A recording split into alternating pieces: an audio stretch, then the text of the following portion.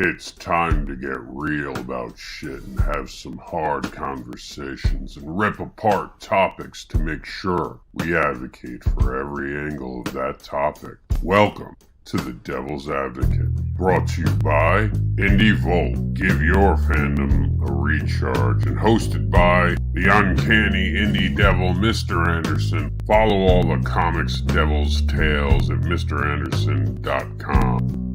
Original music by Unicorn Heads from the YouTube Audio Library. This music is free for you to use on YouTube videos. Find the music in YouTube Audio Library in the Creator Studio. Search Unicorn Heads. And now on to the topic. The opinions expressed in the following broadcast are not necessarily those of DEViL Media LLC, its staff, contributors, or sponsors. Viewer discretion is advised.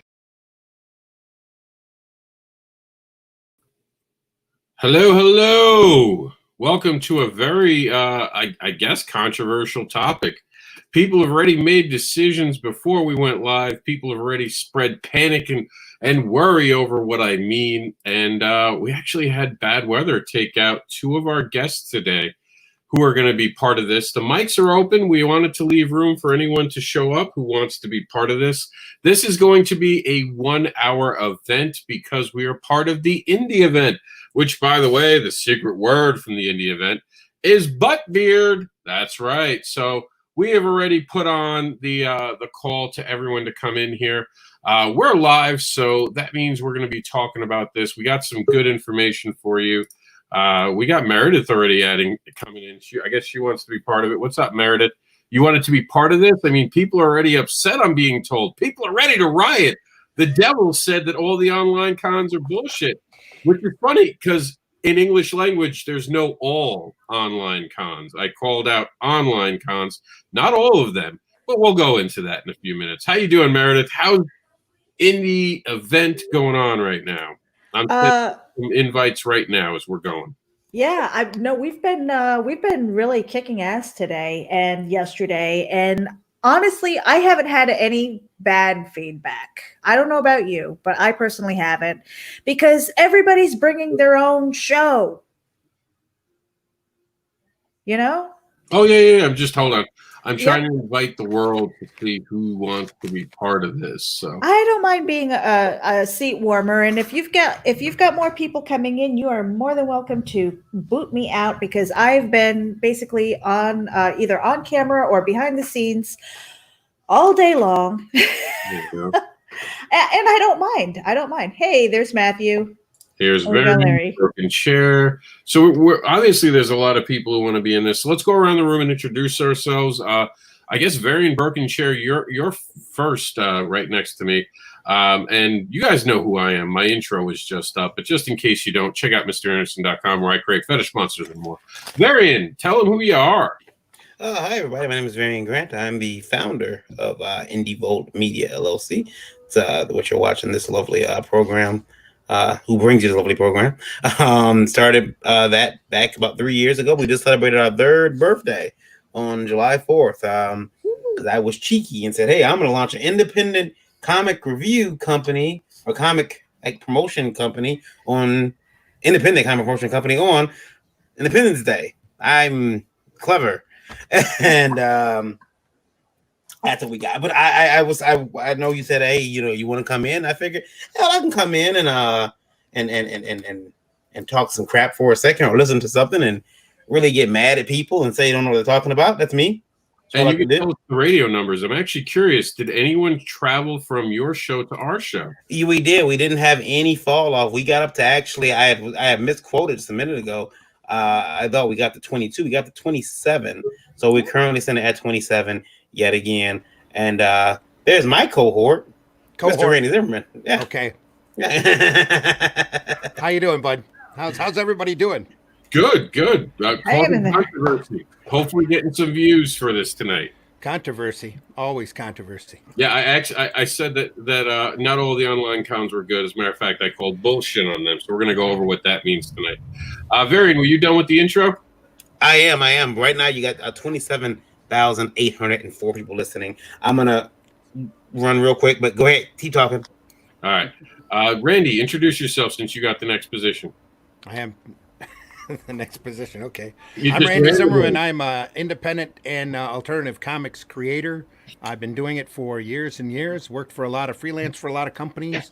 I've done a comic newspaper for the past decade that I gave away free around my local area with comics and entertainment articles that was advertiser supported. Was very successful. After 1 million copies and a bad water situation up here, Flint had to stop. I had to stop Flint Comics and move on. Now I'm looking at crowdfunding, and right now I'm an award-winning commercial and graphic artist whose main specialty is sequential art for advertising. So which pays, can't complain. I believe Meredith. Are you? No. Meredith, where'd you go? Everything swithed. Something just. I don't. Yeah, I don't know. Did somebody Pops leave? is looking. Pops is Okay, I was looking to gonna come say, in. There you go. Meredith was there. I swear she was. I came back and she's gone. I'm like, Meredith, where'd you go? Meredith, tell them who you are. All right, you guys. I am Meredith Loughran. I am the editor-in-chief at Wild One Forever, but I also contribute to GeekInsider.com. I'm part of the Terraform Comics group, and I'm just all over the internet. My husband says my new title should be etc., etc., etc. I like that one, etc., etc. We have Pops. Introduce yourself. Pops Van Zandt. I'm on the road, not on my own account, so no camera. Just wanted to be out here because I enjoy this particular topic. I organized the con. It was organic out of my group. It wasn't like I was an industry guy that had thousands of fans and stuff. It was I just had industry people in my group, and I was trying to help them out. Just pretty much exactly what you guys are doing. No cash, no benefits, no, hey guys, throw me your book and I'll let you Pop. We'll get to topics in a minute. We're just doing intros. Oh, we're just I just starting. don't know how much Yeah, time this is I'm beginning. Oh, okay. We just opened up the shop. We're just doing intros, introducing the world to who we are. I just saw the link, so I figured I'd jump in. I knew Varian was on earlier. He was on the YouTube, had him notified. They said Yeah, we're didn't 60 copyright strike that one, as far as I know. Well, hopefully not. Rebel Comics. Tell them. Oh, Pops, were you done? I'm sorry. Yeah, I'm good. Comic related madness. You guys know where I'm at. Okay, Rebel, introduce yourself. Man, well, Rob knows me. You guys don't, maybe not. I'm LP, the writer and creator of Niobe. I host Rebel Comics and Gaming on YouTube, and I love my new avatar. I really think that this look works for me. You got that from Pops. Yeah, well, Nick Gibson is an influence. He's an influencer, and a victim of the to, Streisand effect. The bootleg. Apparently, he likes calling the cops on people too. So we'll see what happens. Wow. I know that story. And Rebel, is that it? You didn't say where they could follow you. Oh man, Rebel Comics and Gaming, man, YouTube, Rebel Gaming XXX, Twitch, Rebel or Niobe Comics. Fuck, I got a ton of them, but Instagram and Twitter, you can follow me there. Speaking of Twitter, I'm going to invite people actually from Twitter tonight. We're going to let it be open for everyone. Matthew, tell them who you are and why it's so important that you're here, because you're part of this indie event and you've done some other events. Yeah, I'm Matthew Harris. I am the managing editor for GeekInsider.com. I also do a podcast over there with Meredith, Geek Speak. Then I have my own show, The Geeky Cheeky and Downright Freaky. But we wanted to do the indie event. We started talking about it back in April, just for this very reason, to bring the indie folks together, help them network, and then also, of course, entertain the audience, because there's so many of us that had planned on going to the brick and mortars, and of course we know where we're at on that shit. And so that's why we're here, because it's where else would we be, man? And then Rob said, hey, would you want to come and be a part of this tonight? And I said, well, of course. I've got an opinion on this shit too.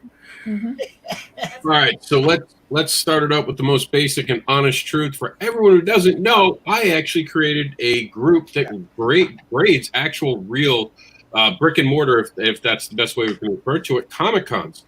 We started holding Comic Cons accountable, and we tried to do so in the fairest system that we could, keeping everything in mind. Of course, for those who don't know, if you've been living under a rock or you just got out of the coma, we have sadly lost all of our brick and mortar cons this year for the most part. A few random ones have puttered out, gotten out ahead of things, quietly happened. Secret cons are happening too. It's like we're in prohibition and the alcohol is Comic-Con. So that is happening. But what we're talking about today are things online. And before we get into the negative, I really wanted to start with the positive. So first off, the online cons that we have seen that have identified as Comic-Cons, to give some credit to, Chuck wanted us to give credit to Russell No T. He did something at the very beginning of the pandemic. It was like WakaCon, I believe was, I'll read it out to you. It was like a weird name. And I'm not even trying to be funny about it. It was actually a legit weird name. So let me get that up. But he said that that was pretty good. I don't know about the rest of you, but I'm actually very excited about San Diego Comic-Con. Have you guys seen how they're setting that up?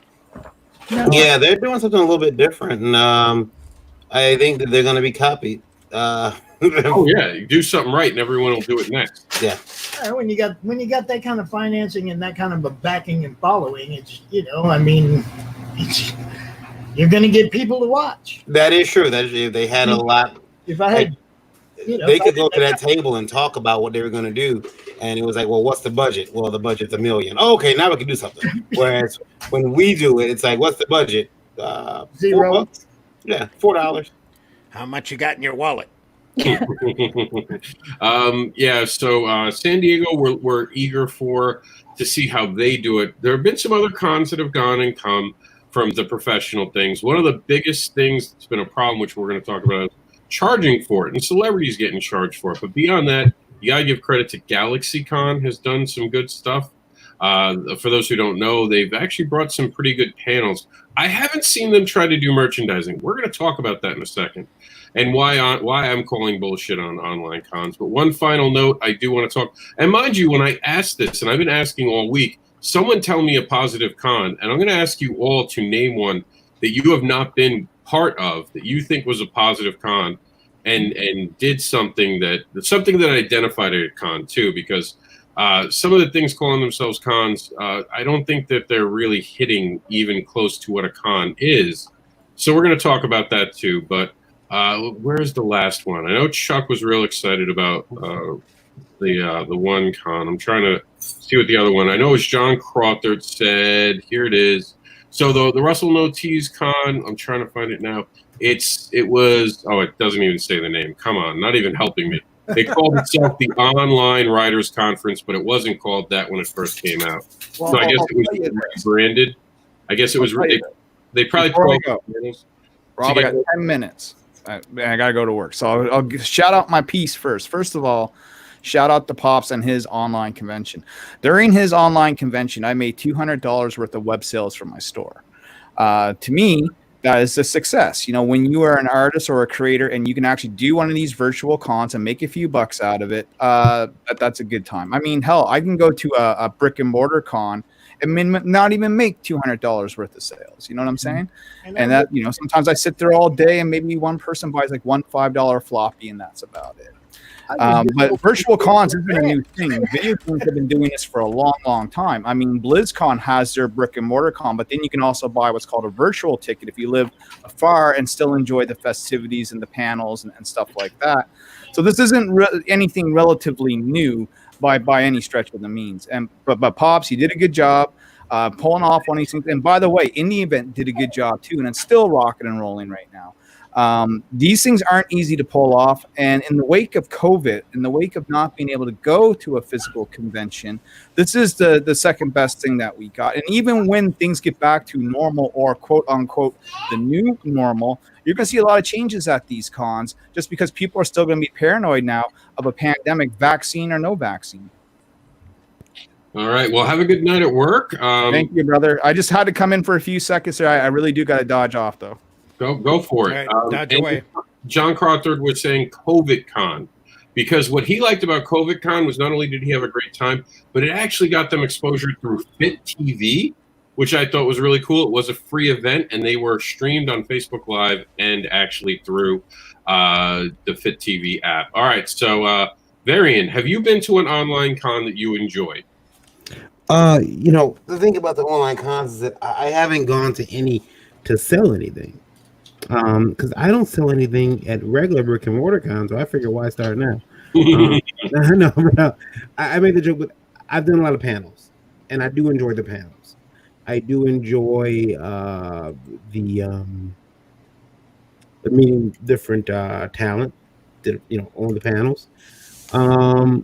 But yeah, I mean, I think I haven't had a negative experience yet. But I mean, like Pop said, all these cons have been done on a shoestring budget, if they had a budget at all. And so I don't know, man. I don't think I've had any negative experiences. I've heard some. We're talking positive, We're talking positive. Yeah, we're talking positive. So staying positive right now. I will say that the series of panels that you did for when things first started happening, those are pretty cool. I mean, we were doing panels. There was at one point where I remember I told Rob, we're online too much. There was times where Rob would message me, "Hey, I need someone for a panel. Would you come in at 2:00?" Well, then I said, "Come on at 5." Yeah, that one too. And then at 9, we're back with another one. And then it was crazy. And then we had our own show that it was so. We didn't know what else to do at that point, though. Honestly, we were just trying to keep people and even ourselves sane. We had no clue. We were just stuck at home. And another positive thing to come out of the whole thing is that people are doing them. I mean, you got again, you got Pops who's doing his. You got so many other people. I know I'm missing a lot. But, Rob, you did your own cons, which was almost kind of like indie event. Yeah, there's a difference there, and I'll explain that in a minute. And there was a lot of people, and there's other people doing cons, and so the fact that people are doing them is a positive thing to me. Yeah, people are still trying to get but again, we're talking about positives. Let me know when you want to talk about the negatives. We're about to get there. I see Tyler pop in. As soon as you stop talking, we can finish going around the room. Randy, have you been part of a good online experience so far that called themselves an online con? Just your panels, Rob. I go wherever I'm invited. Not very many people invite me. So that's a shame. You're all missing out. Shame on every one of you for not inviting that man. Hold on. This dude just joined my group. I don't want to hear it. Oh, there you go. I joined. I had to physically jump in and join. Yeah. Now, so that's out of respect for Pops. Now things happen though. See? Besides I've been on any of his panels. I don't have much to push. So besides your panel, I mean your con, have you gone to any other online con that you thought was a positive experience? Well, when this all started, when they killed ECCC, I was talking to Brian Polito, and it was like, we have to power through this. He went and did his first Coffin Con, which was a pretty big success for Polito. He has a huge following, so it's easy to say, here's all my ECCC stuff that you weren't going to get or that you could have got if you were there. Here it is, grab it. That was easy for him. I was like, I got all these friends in my group, and my group was only like 400 people then, but it was a lot of industry people. Polito was one of the founding members. And it was like, what can I do for all my other friends that aren't attached to Coffin Comics, that aren't? Yeah, but Pops, you're going into self-promotion. We're just talking about other shows right now. I'm just saying, Polito's was, that was the one that pretty much I went, okay, I got to do this too. Cool. Matthew, con that you've gone to online that wasn't yours?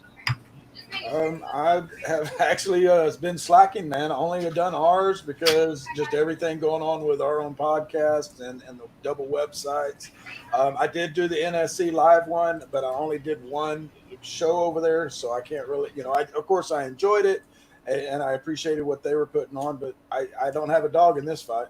Fair enough. And we're joined by B Lord. B Lord, real quick, give an introduction. Hey, I'm kind of new to the community. I am a creator of a comic book called Sins of the Fae, and I've just been learning about these cons and going to them in the past, couple of weeks and learning about the availability of them and how good they are. So I had some interest in this discussion and wanted to get into it. That's it. Very cool. Welcome to it. Yeah, I invited Buddy over from the. I know. I saw him. I know who he was. That's why I wanted him to introduce himself. We'll get that Kickstarter in the private chat so we can put it in the comments for you. Because I know you're on Kickstarter, Indiegogo. I missed which platform when I was. Oh, I'm on Indiegogo right now. I do plan on going to Kickstarter, just haven't put that one up there yet. Very cool. Make sure you give it in the private chat, and we'll make sure we advertise for it. All right, so here's my first gripe with an online Comic-Con and why they're bullshit. Because there's no way you can reproduce a con online. It just cannot happen. Time after time, we've seen everyone fail when they've tried to even capture even a tenth of what a con is. You don't have the smell. You don't get the neighbors. It really, what we're forced to do is Zoom. We've been stuck in these Zoom StreamYards doing the best we can, but there's no replacing a con. So that's why immediately out of the gate, I didn't call mine a con. I called mine a con, double N. And a lot of people in the beginning know why, but for those who don't know, it's because we were doing it to keep connected. It was about connections. It wasn't about trying to replace. I admit, from the minute Emerald City Comic Con went away, I said, we can't do that online. I don't see how. And Randy will remember this. Back when there was AOL and all that, they tried online cons. Every so often, people have tried online cons. They don't work. You can't get merchants in there. Everyone gets. Go ahead. What was AOL? Oh, you know what AOL is. No, I'm just kidding. Right? Come on. Don't make me feel like sorry. the old guy. Don't make me feel like the old guy in the room. But I remember CompuServe. Anyway, yeah, CompuServe. But we've seen it. This has been tried. Everyone has tried this, and everyone has failed because it's impossible to do what you do in a con at an actual online screen like this. You just can't do it. And we saw CyberCon. CyberCon was a good idea in theory, but they tried to do halls that made no sense. People were very confused. And again, I say this all the time, the content that we do, especially like Varian said about the panels, they were part of the online connections, but they were never supposed to be a replacement for a con. That's why we had them in the middle of the week to entertain people. They were about topics, and the panels that people are doing, I got to give nothing but love for. There are some great panels going on that I love checking out. But one of the biggest gripes I have for online shows, and I think everyone's going to agree with me in the room right now, the biggest reason I call bullshit are the people trying to charge people to attend them and charge them to watch them. I don't think anyone in this room can defend that behavior, but I will open it up. Is there someone in here who thinks it's appropriate to charge people to enter, to watch it? And I'm not talking about the people who force you to sign up for the email lists. That's give or take. Email lists you can easily get rid of and they're free. I mean, it's a small price to pay if you're watching some great content. But that's my first big gripe, charging for an online event. Even spending time with just a celebrity in a Zoom call, and I'm not a huge fan of autographs. I'll own it right now. So that doesn't impress me. Even that irks me, but I cannot stand anyone who's trying to charge these creators in this room to be part of something. I think it's despicable, and I think it's even worse when you're trying to charge fans. Fans right now who want real entertainment, they sell a T-shirt, sell something.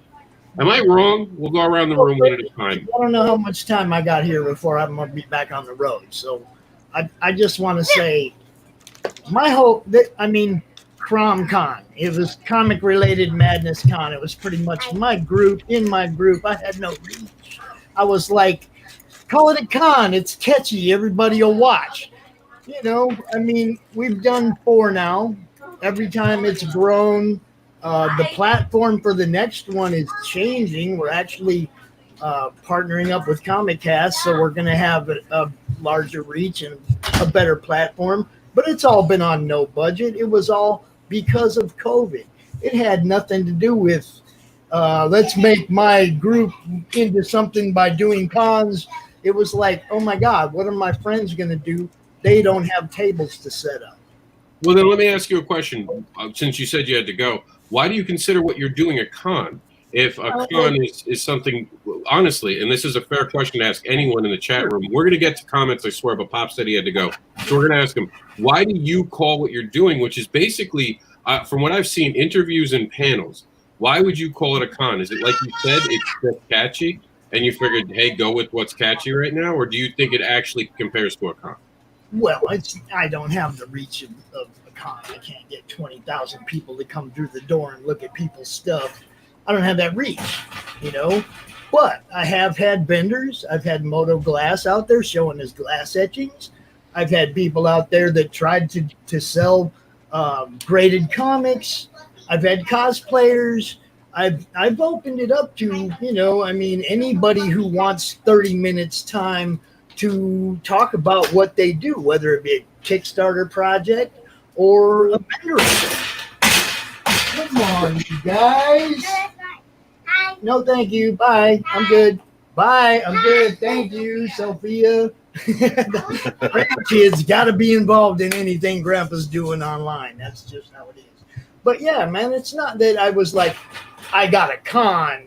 It was like, what else am I going to call it? I have this small group. And all right, that's enough. I got this small group and I'm trying to, help out my friends. I wasn't thinking about what's going to be the name that, what can I use as a substitute name for con? It was ONLiNE Con. What else can I call it? But it wasn't like I think I'm going to be like San Diego Comic-Con or anything like that. I mean, the show they're going to put on is going to be immensely more of a draw than anything I could do. Okay, well, separating us for that, what would you say, because I know you said you had to go, what would you say that for you, your ultimate goal for this was? You said it wasn't to build your group, but have you only housed the con at your group? Or have you gone beyond your group at this point and actually bought a website, possibly gone to other people's pages? Have you spread out past the group? That's what I said. Comics Cast is a platform sort of like IndieVolt, but not near as big, obviously. 3,000 or 4,000 people, and they're just kicking off, and they want to they offered me their studio and all of their promotional, all the cool stuff that's on the upgraded version of StreamYard and all that I don't have, and they're offering me a chance to increase the fan base that we're broadcasting to. But it's always been just like you guys are doing. Share. Everybody share it. Everybody share it out. Share it out to groups. The last weekend, we had 1,000 views on both days. For my little con, I'm good with that. For my little event or whatever you want to call it, it doesn't really matter. It's my COVID thing to help people. As long as it's doing anything. Like what Niobe said earlier, what Larry said, that blows me away. I didn't know dude was making it. All I was trying to do to get everybody's fan bases bouncing off each other, maybe increase your exposure. Maybe you will sell something right on if that's what happens. But, I can't make that happen. I can just offer exposure. Exposure is king in a time when you guys aren't setting your tables up. That's the way I looked at it. All right. Well, I know you said you had to go. Thanks for being part of this. You bet. We're going to continue the conversation now, and we'll go. Guys that are charging, they suck. I agree. Matthew, we'll pass it off to you. Thanks a lot, guys. You're welcome. Matthew. See you later, Pops. Later, dude. See you, Pops. Matthew, why didn't you charge? I mean, Geek Insider was probably one of the better events that's happened. I give you a lot of credit, and Meredith called me out on this. I thought originally the first Geek Insider had called themselves a Comic-Con, and she was like, nope, absolutely not. We were a fan event, so I apologized quickly. I was like, oops, my bad. And I did say, to my credit, I did say it was the best so far. It was the closest. It was the closest to feeling, because the one thing I really got to give credit for them is right now we're broadcasting on different channels, different platforms. We're on Indie Radio. That's iNDEE Radio. We're doing that. And by the way, when you get a second variant, update our numbers, please. We are trying to share and help each other, and we're not just stuck on one platform. I think that's been a big thing with Geek Insider. Can you explain that a little bit and tell why you don't charge? Well, and that was exactly the reason. And you were kind of half right, Rob. We did call it Geek Out Virtual Con, and so we were calling it Geek Out VC. So you were half right, but the whole idea is we loved going to the cons. Meredith was planning on going to cons. I had plans on going to cons. We were getting press passes, and our first thought was the entertainers, not the people out here listening right now, the folks that go to these cons that depend on them to get their works out. And how in the world could we, it never even crossed our minds. We never even discussed charging our guests to come on. It was, who can we get, what can we put together here so that we can get the most people in on the show at the same time, that are going to bring value and, yes, be entertaining to the audience, but that is going to spread our reach, and that is going to help these people network together. And you know, I've heard at least 2 or 3 folks saying, yes, I'm at such and such at the Geek Insider event, and now we're friends. And man, that to me was payment. You know, sure, we picked up a few fans along the way, but in that one, as well as this one, Meredith set it up to where we could stream or cast or broadcast on 5 different networks at the same time. And that's what we did, whether it was, our YouTube, and then a personal Facebook of whoever the guest was on, Legends of the Traveling TARDIS, your platform. The list just kind of fluctuated with whichever guest was on. And now you go in and look at our list, and there's like 30 different things that we are networked together, that at any given time, if we were able to stream to more or push out to more, then we would. And we love bringing the people into the fold, so to speak, because we're the ones that keep because I'm not creating anything. They are the ones that keep me entertained. And I know if I find something entertaining or at least informative, then a lot of our audience is going to. And so that is a very long answer to why we didn't charge. It never even crossed our freaking minds. Now, Meredith, anything to add? I know Matthew covered it for you guys, but did you have anything to add? When we did Geek Out Virtual Con, I think it was just the name. It was just something that was quick. So he's right, and I apologize for correcting you because it was actually we did actually call it a con, but I never in my heart felt that it was. I mean, to me, it was just more an event, and that was just the name of it. It was just something that was catchy. And, on the original page for that, we had a tip button at the bottom. It was just like, hey, if you want to throw $1 at this or whatever, but it wasn't like there was no obligation to it. And the idea was really to network. For me, personally, in the field that I'm in and the history that I have in marketing and stuff like that, your mailing list is gold. Your networking opportunities are gold. And that's what I want. So when people are coming up to me, or when I approach people and say, you have first refusal to be a participant on this, and their first question is, what's in it for me? In the back of my head, I'm like, you're probably not the person that I want on my show or, in my event, because now you're chasing the almighty buck, and it's not about that networking opportunity and kind of putting those stepping stones in place to get to the next level. And if they're only looking at the here and now, they're not looking at the long game as far as I'm concerned. It's a good point. And B. Lord, did you have anything to add on this? I know you're just hanging out. We're going to do some other questions in a minute.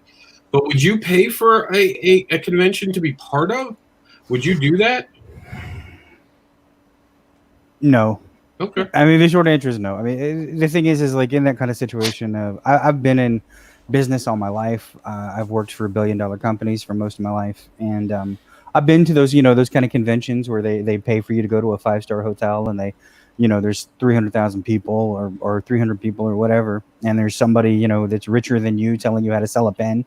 I've done those, and the thing is like you pay for the expertise of that person, or you pay for whatever, but it's really like a dog and pony show, a team building exercise, and kind of just I see you all nodding. You've been to these two, well, so you get what I'm saying. We heard about them. The trial and error works best, but real quick, thanks Spy Tattoo. They just backed it. Hey, thanks, man. I really appreciate that. They cover A, and said it's a good-looking book. Yeah. Yeah, I'm proud of it. So, thank you very much. But yeah, I mean, I think that in this case, it's just what, Meredith was talking about. Like, all you really want to do, or the most thing is everything about this is marketing. Everything about this is exposure, because the way that marketing works is, and a lot of people don't understand that, is that it doesn't matter that you show your product to somebody one time. Most of the time, no one's going to buy whatever you have the first time they see it. Okay. And when I say most of the time, the figure is 87%.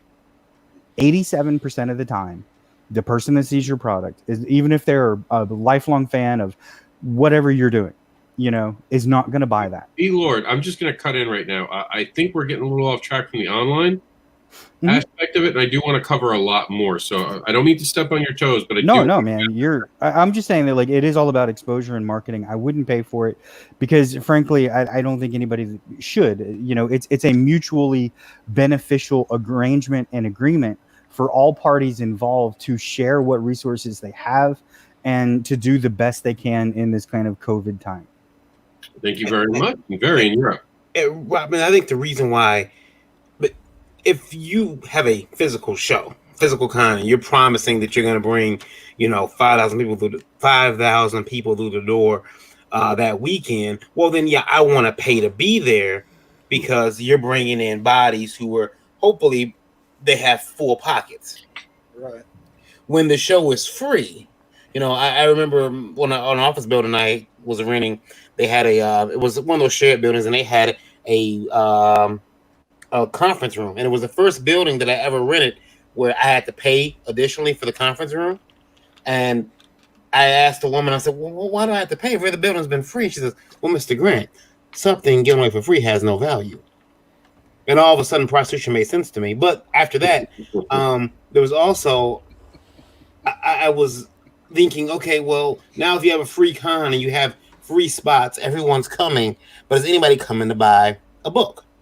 At that point, you might as well come on Indie Vault and one of our 2-3 hour shows and just talk about your book, and then get money. Look, I'm gonna say it's gonna be unpopular, but if I can go on a show, a certain individual show, who I don't know if you're okay with me saying the name, but if I can go on. If I can go on Comic Artist Pro Secrets and make $3,000 for being on 2 hours, that's great because I can't go to a con for 3 days and make that. Right. So, there's something happening here, and it might not make sense to some, but it is. We're not paying attention to it, is what's going on. That's the truth, and that's a good point. The radio number right now, you guys are sitting at 47,800. Really appreciate you guys. 47,800. The UK is our top number. The UK, followed by our good friends in Italy, and new to the list. I haven't seen them in a while. Russia. Oh, that's hello. I appreciate each and every one of you. I believe that is a new record as well. Is that not? I won't be happy till What are we doing? This must be late Saturday night in most places over there. I mean, really late. Early Sunday. Early Sunday morning. Yeah, 3-4 in the morning. Mm-hmm. So I know what you mean. what I'm hearing is we all need to take a shot of vodka. and I wanted to thank the UK for bringing us Ines. She's a great creator. You guys got to back her project. She's got a great Iva on Indiegogo right now. Please check that out. That's EYVA. Check it out. EYVA on Indiegogo.com. Beautiful looking project, man. Beautiful. Phenomenal. Way underfunded. Yes. Yeah. Now, Randy. Yes. Same question that we got going around right now. Would you charge? I mean, you do cons. That's why I invited you. I do cons. Yeah. Yeah. You know. Would you do yours online right now and charge people? No. Not knowing who would show up. No. I charge $5 for people. I do conventions in farmers markets. Yeah. So I charge $50 a table for a vendor to come in and set up. Just to, I got to cover the table cost and I got to cover the rental cost, and $5 to get through the door to me is a sign from that person, almost like a bond of trust that they're there to look and spend money, as opposed to just be there and cause trouble. Because it's definitely a trouble stopper. People walk up and go, $5 to get in. I ain't paying that. Well, okay, we don't want you here. See you later. Everybody here is here to have a good time. They're here to look for comics and look at the art and people's crafts and that kind of thing and have a good time. That's the whole idea behind charging an admission fee to me. And doing it online, you know, we've just shown that we've got a wider reach here on YouTube and the internet and all of our different platforms than you're going to see at a convention, at an average show. Yep. And that's like two topics that I'm going to go around the room with. The first, we're going to start with what Randy said. Hold on, I just want to. So let's reach those people and wave hello and tell them thanks for listening. And man, we're really glad you're here. Yeah, but before you say that, Meredith, I do want to move on to the next topic. We have two more, and then we're going to open it up for open discussion. I want to go with what Randy said, and I'm going to let Meredith say, but here's the topic, and we'll start with Meredith. So I'll pass it to you and answer this too.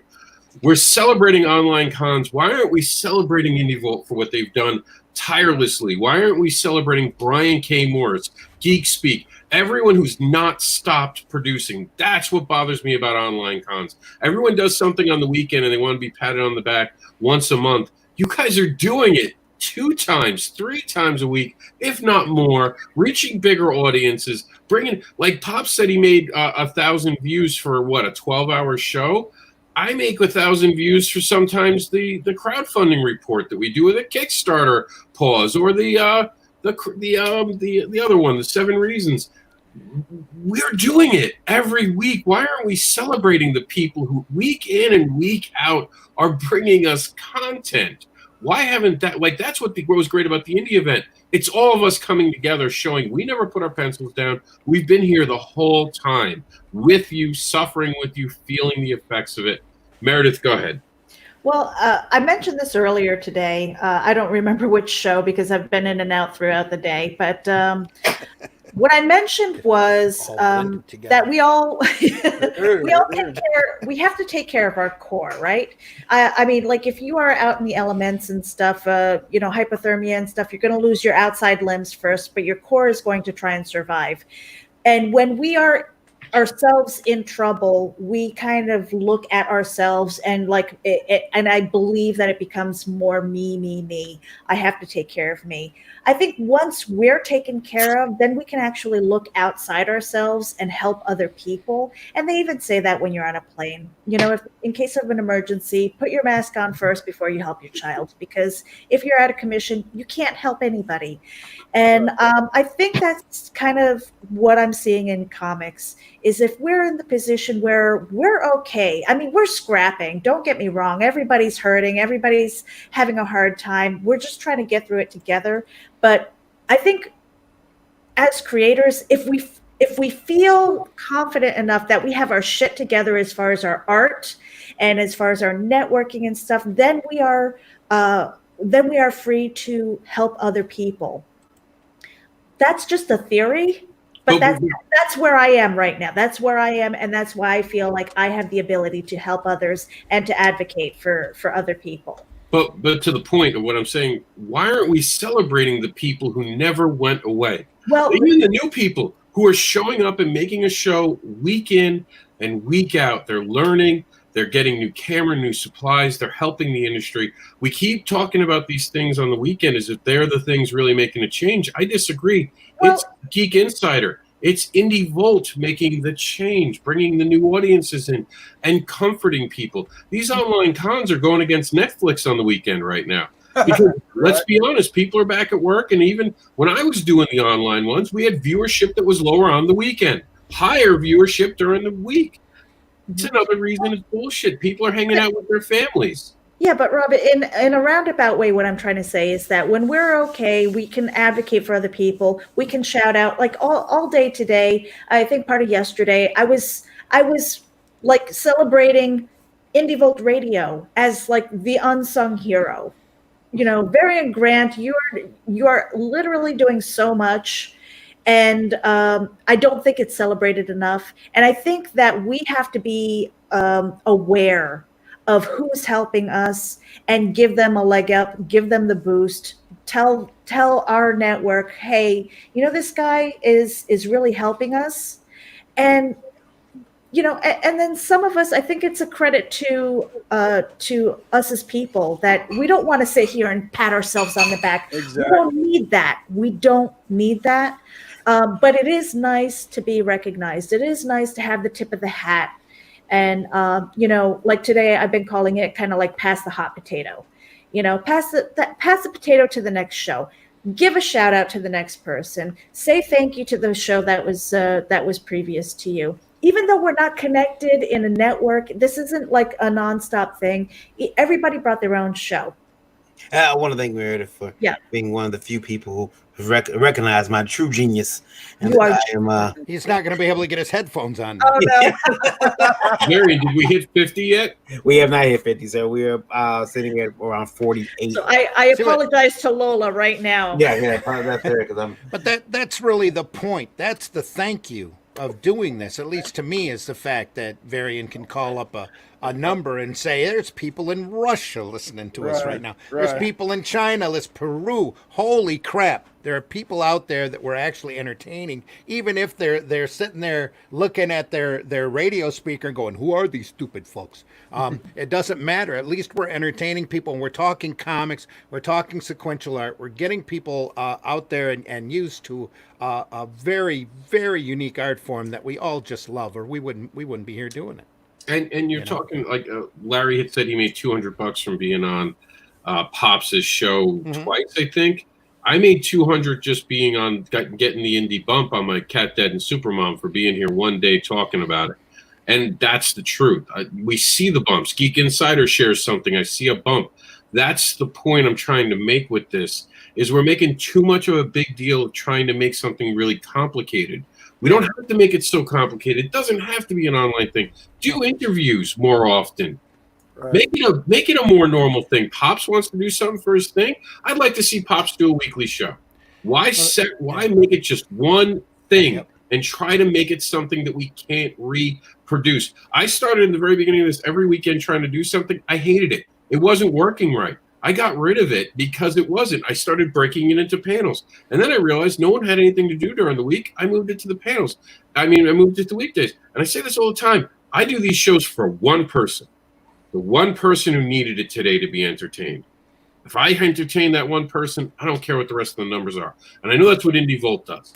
Every day they show up, they tell their stories. If people have a lot of people, they celebrate it. If they have 10,000, they're still smiling and laughing. Geek Insider keeps things going. I don't know, B. Lord, do you do any podcasts or anything? I never asked. No, I haven't been doing it. I work about 60 to 70 hours a week, so it's kind of hard for me to get on to shows like that. I know, right? I could do like 80 or 90. What's wrong with me? But I appreciate all of these things, and when I do have the time, like I love to be able to just jump on them and talk to people, increase the exposure. I mean, Pops was talking about, what do I call it? I mean, it's a live stream. That's really what it is. It's a live stream. You can, It's a Zoom meeting. It's an event. You're spending 6 hours on one stream. You're not moving locations. You're bringing people in, and nothing against Pops, but this is a very big problem I have with them. One person stays on camera the whole day. What is that? That's not a con. That's about you now. You've become the center, the star of the thing, and I see that with a lot of people. But then you see Geek Insider, even IndieVolt. You guys bring people on and you disappear, and then you let B. Lord take the show over. He becomes the star of the show. Well, sometimes to our detriment, though. So, excuse me. I have never no. been your detriment. No, I'm not saying you are, B.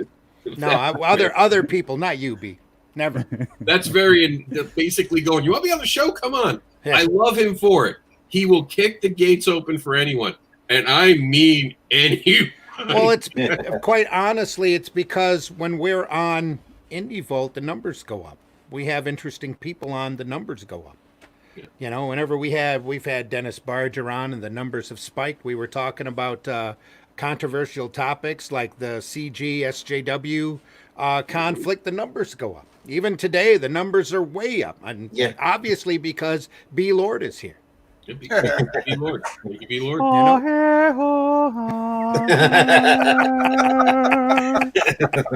Varian, That was a good one. Is it 50, Varian? No, we're sitting there with the new threshold to beat actually was 75. So we never had 75. Oh. That's the new threshold to get. When did we do 75? No.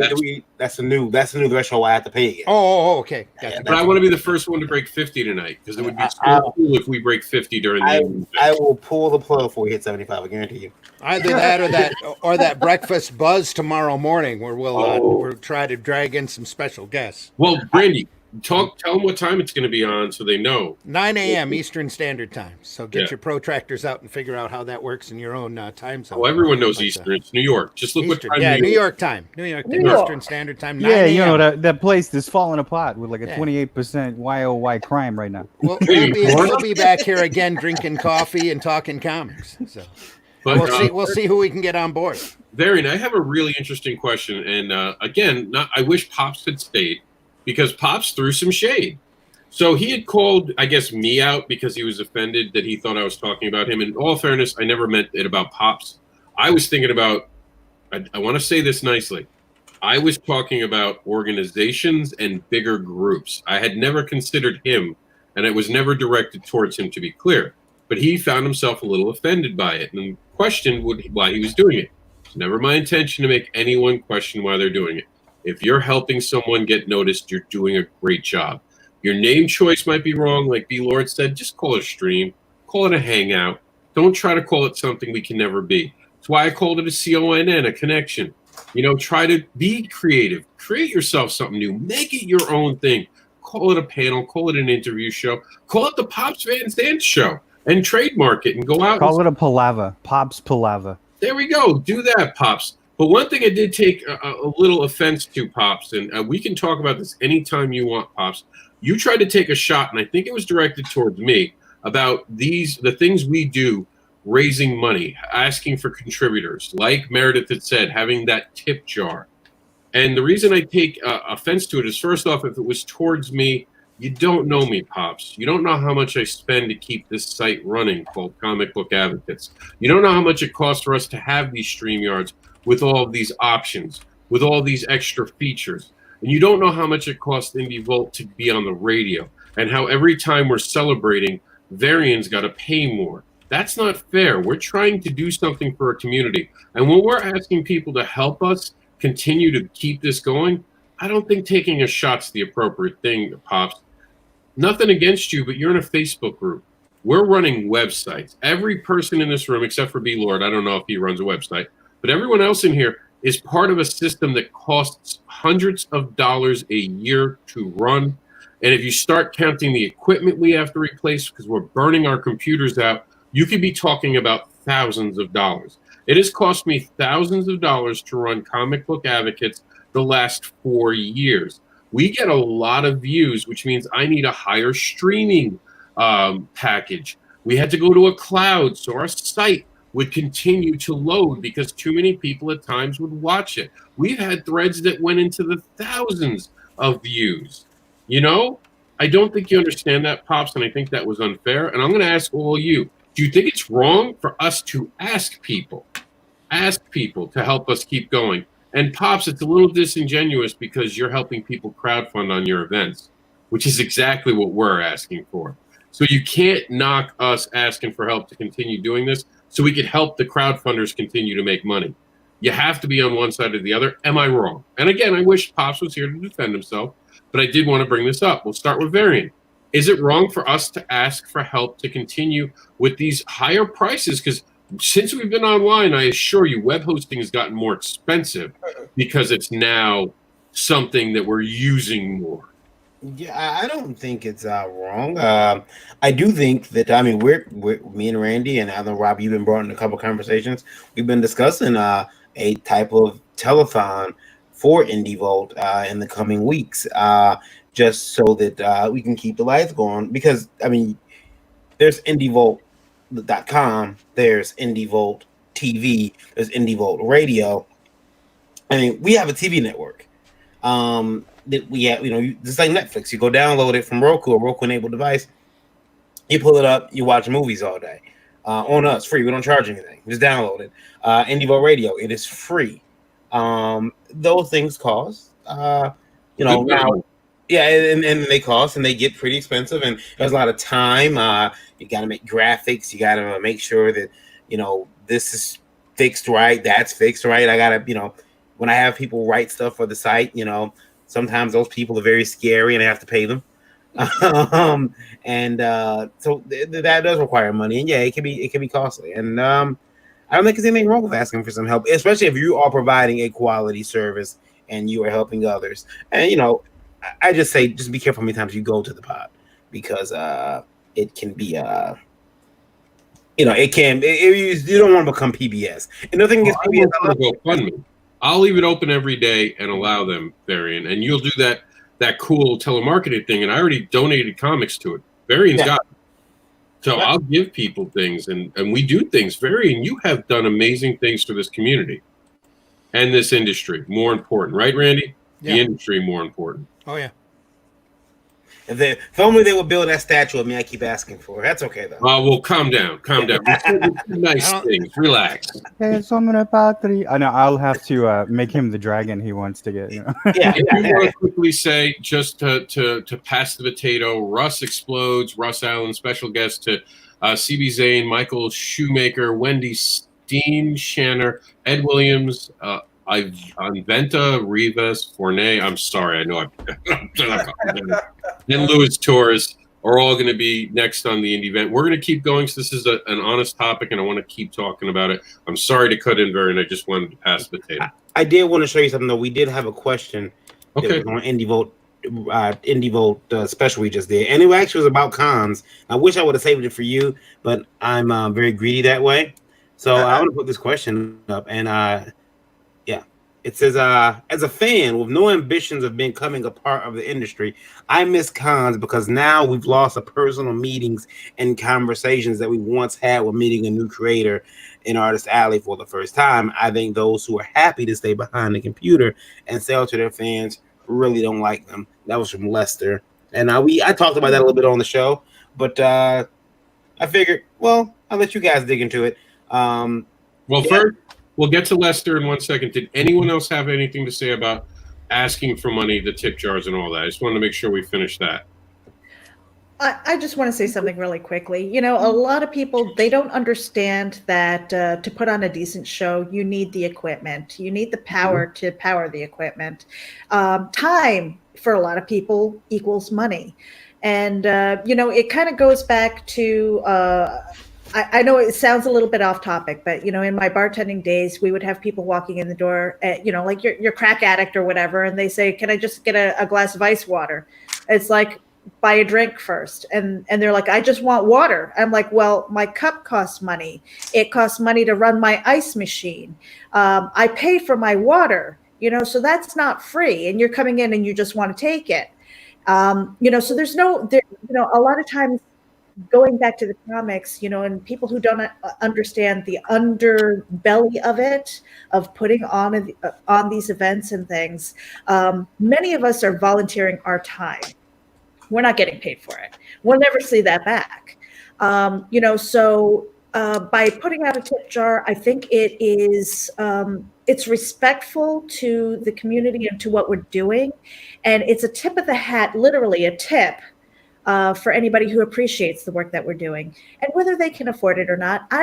Honestly, I don't care if I get a tip in my tip jar. It would be great if I got some extra cash to flash, but you know what?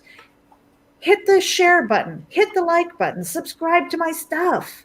It's really not that much to ask, and it only takes a little bit of time. Is anyone have anything to say about that before we go to Lester? Randy? Matt? I follow what Meredith said.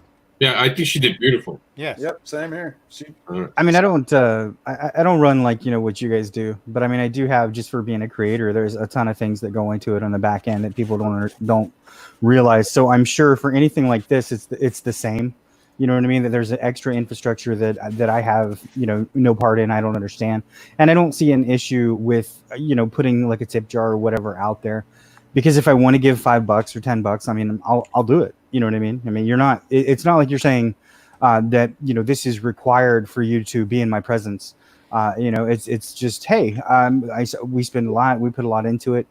And honestly, I mean, it's kind of a good thing because, you know, it's like, okay, look, we want to do better. I mean, that's the thing too, is like you go to conventions or anything else, all that started small and it had to be contributed to. Mm-hmm. Amen. So if you want to make anything better or bigger, I mean, like the hobby itself, right? Like you want books to continue, comics to continue, you got to invest in them. Okay, and we're being visited by Tyler. Welcome to the show, Tyler. You want to take a quick second to tell people who you are? What up? My name's Tyler. I run the show Draw and Talk on YouTube. Comic book creator and fellow indie fan. All You right. didn't hit the high note, Tyler. Draw and Talk. There you go. There you go.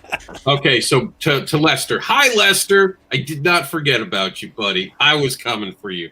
So it's your lucky night, Lester. I don't have anything wrong with what you're saying, actually. I'm going to completely agree. Anyone who wants to stay behind the camera, they probably don't like their fans. I miss my fans. I miss my interaction.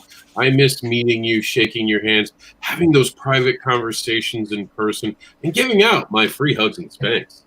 I miss all of that. So, but there's a catch there, Lester. Don't hate the hustle, man. Don't hate people hustling out here trying to make scratch. We still got to eat, brother.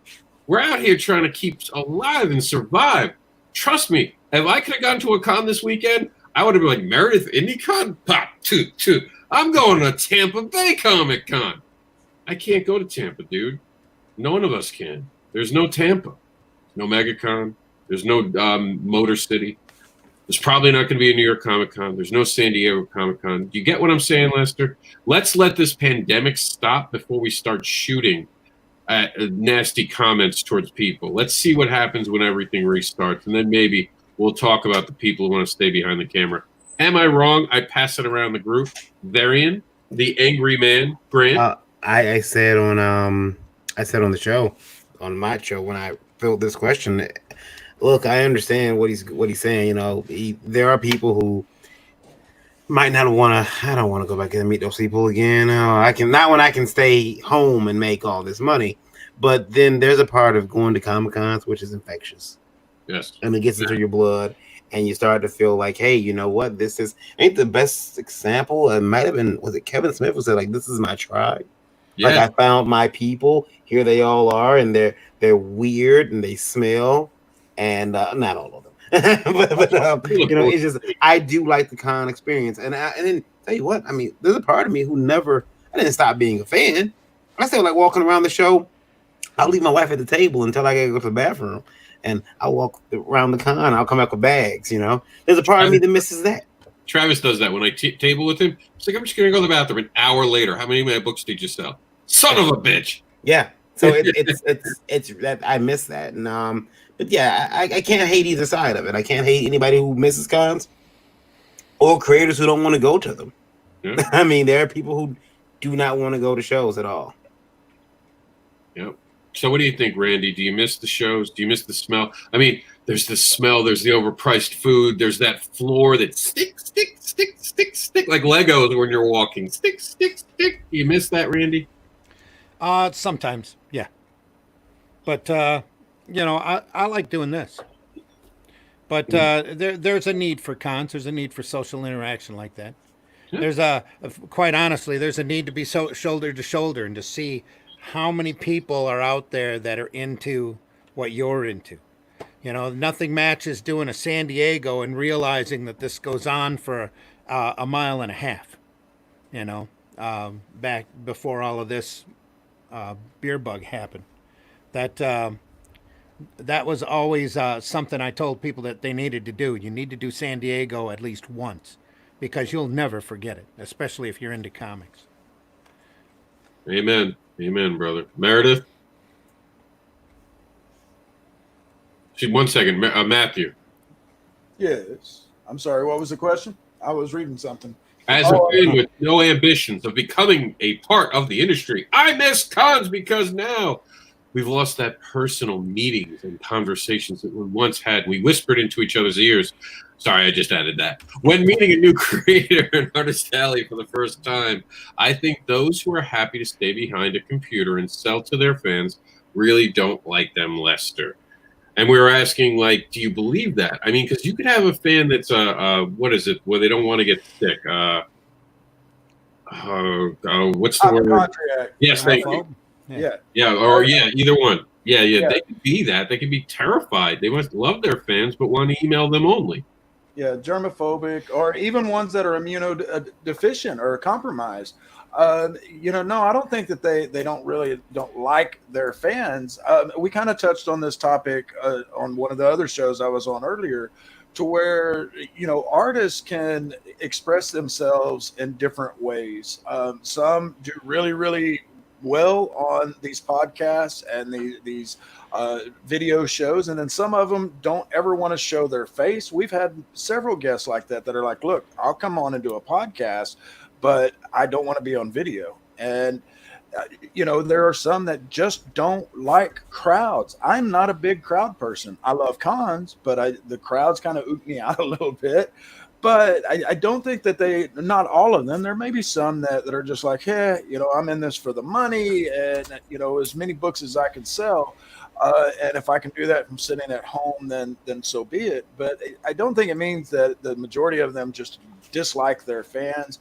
I think that there could be a whole slew of reasons behind their decision on not to attend the cons, because the cons just aren't for everybody. And we're forgetting, Variant and Randy. What if the creator has gone to a con with Dirk Manning and they're just now afraid for the personal safety? Yes, that's right, Dirk. We haven't forgot about you.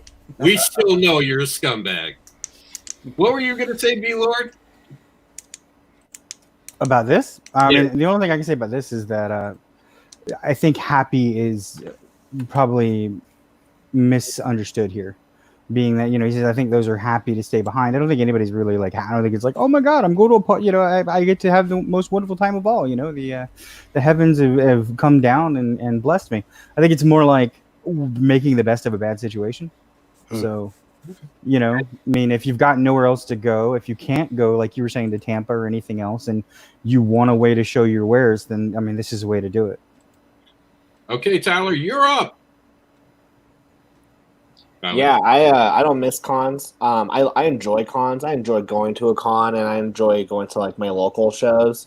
But I think I'd rather, instead of pay $400 to $500 for a table and just stand up all day trying to get people to my table, and all they want to see is the actor from The Walking Dead. I'd rather just build an audience on my YouTube channel and have people who want to come see me, and they can see me anytime that they want. Well, Tyler, you just lost a subscriber, and Lester's not going to be happy with you. It's all good. Lester's like, oh, that's it. No more drone talk for me. I'm sorry, Lester. I'm sorry. I love you, Lester. Come by my table. I'll give you a hug and a spank. Yeah, I do think that, I mean, look, there's also, we're starting to see, and this is unfortunate, and we kind of said this earlier, but there's starting to be this point where now people are saying, I went on a show and on my own stream, and I made $200, $400. I didn't spend any gas money. I didn't have any hotel fare or fees. I'm not going to a show and spending that money and not breaking even. Meredith wants to jump in. Go ahead, Meredith. Can you put that up again, that panel from Lester? Here's Lester. Lester says, Jeopardy! Okay, so now here's the thing. As a fan with no ambitions, full stop. Seriously. I mean, why would you even start with that? Well, I mean, I don't want to judge his lifestyle. Like, I mean, if you want to have no ambitions, God bless you, Peter Pan. Well, I mean, that's all. I just wanted to point with that. As a fan with no ambitions. I mean, come on. He's named Lester. You got to feel for the guy. There's never a Lester comment that goes well. I have never heard someone say, that guy Lester's awesome. I understand the no ambitions. Don't pick on our Lester. Come on. So what you're saying is, well, Lester, it's a serious question. So Lester is no Chad. That's what we're going with here. Yes.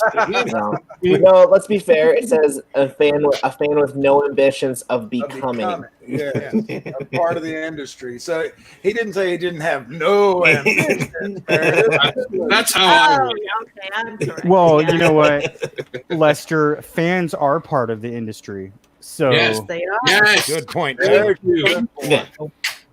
You are Good what point. keeps us employed, creating and doing these shows. Without you, we're not here. So Yeah, Rod, and fans are why we're all here.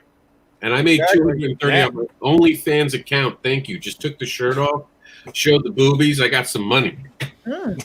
They just really paid me to put the shirt back on. True story. And we got 47,000 fans on the radio right now who know we have faces made for radio. Yeah, actually, we have 48,894. well, let's get them listeners fired right up, man. Look, We you're appreciate fans, you all. right? We want fans. We are fans. We The are. whole idea of being a creator, being a facilitator, being someone who markets this, anything, is that we love it. We want to do it. Yep. We want to do this every day. We want you to do this every day with us. So if a fan has no ambitions of becoming part of the industry, why are they in it in the first place? They're obviously not a fan. You know what fan's short for? Fanatic. I want you to go fanatic right now. I want you to reach out. I want you to get on here, listen, call your friends, call your family, call anybody you want to. Get them on here. Tell them about comic books. Tell them about how awesome people are. All right? Because that's what we want to do. That's what the conventions were supposed to be made for. They were supposed to be made for the crazy, the fire, the enraged. You know, you're supposed to go there, look at everybody in front of me and say, my God, at last, my people, my tribe, I have found thee. Rob, that still doesn't explain your haircut, dude. Now you too, Randy. Well, you know, the other thing is, you knew those fans I don't have were to real. worry about that. So I knew those fans were real because I've seen prices to get in some of those shows, and whew. yeah, like how much? right? I have to pay what? And you just start. I mean, listen, some of the prices. I remember going to. I was looking back through an old journal of mine, and I remember going to Motor City Comic Con. We're all in our rocking chairs. I remember back in the day. I remember going to Wizard Chicago, and I remember my check didn't come in the mail. It was didn't get deposited to my account until I was on my way back home. But the funny thing is that I came home with so much stuff. I remember walking in the door, and I must have been 20, so I was still living at home. I come in the door, my mother says, I thought you didn't take any money with you. And it was all free swag. But it was pretty good stuff. And I had like 2 bags full. So, you know, but I wanted to go to that con that badly. I mean, I probably pissed anybody off. You know, I didn't buy anything, but walking through Artist Alley. That was probably back in the day when Marvel would pay for booze. Yeah, I mean, well, yeah, it was a long time ago. So that didn't last very long. There really was a time where a lot of the cons were just giveaways. Like you would go and come back with bags and stuff, and then they started charging. And you're like, but why? It's a little book with like drawings in it. I don't understand it. And then they started making comic books, and it was like, oh, this is cool. Like you can't get this anywhere else. And then we started to have print on demand, and we were blown away. Oh my God, you guys look like you're Marvel and DC. I do have a question. I'm sorry, go ahead, Randy. There's been more than one time I've been at a convention that a kid's walked by, grabbed one of my books, and when I stop them, oh, isn't that for free? It's why it's on the table, right?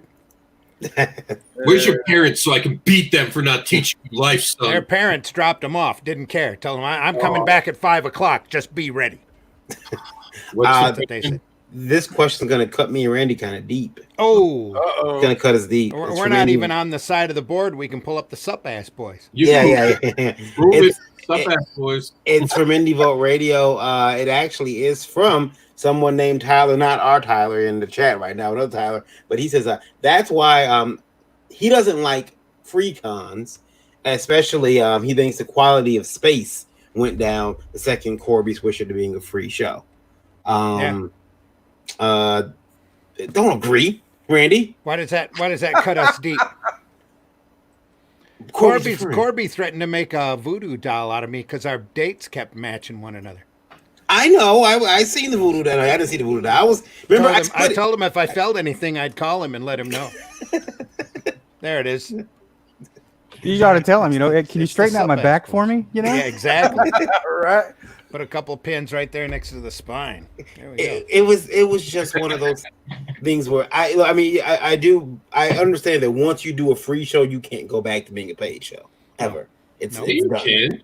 I gave you a taste. Haven't you ever been to the hood? That's how it starts, baby. I'm gonna give you a little bit of a taste. You're gonna like this. You're gonna come back. Then also I'm gonna be following you down, trying to get you there because you ain't been paying for your heroin. I mean, never mind. Sorry, guys. The flashbacks. Are we talking about drugs or comic books? I Is guess, it different? Is it really different?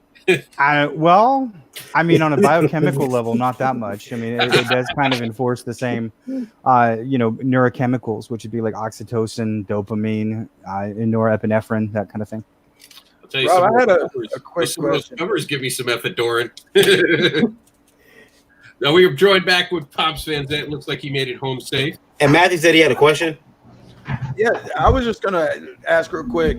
We have the free cons, the free online cons, and we've discussed the paying cons. Have any of y'all went to the hybrid cons? And I don't want to mention them by name, but it is a well-known brick and mortar con. And is that something thrown by Luke Stone? The hybrids, I get it. Well, I see what you did.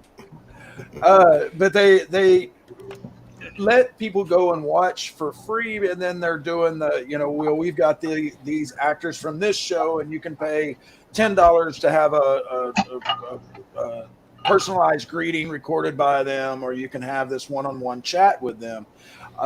Because the one that I'm talking about, I didn't have a good time at their brick and mortar con in the first place. And now they have transitioned into the virtual con / event, but they are the guests that they bring along are still this real caliber of shows that were old 10 years ago. And I'm talking like Smallville and stuff like that, where these actors are not in anything new.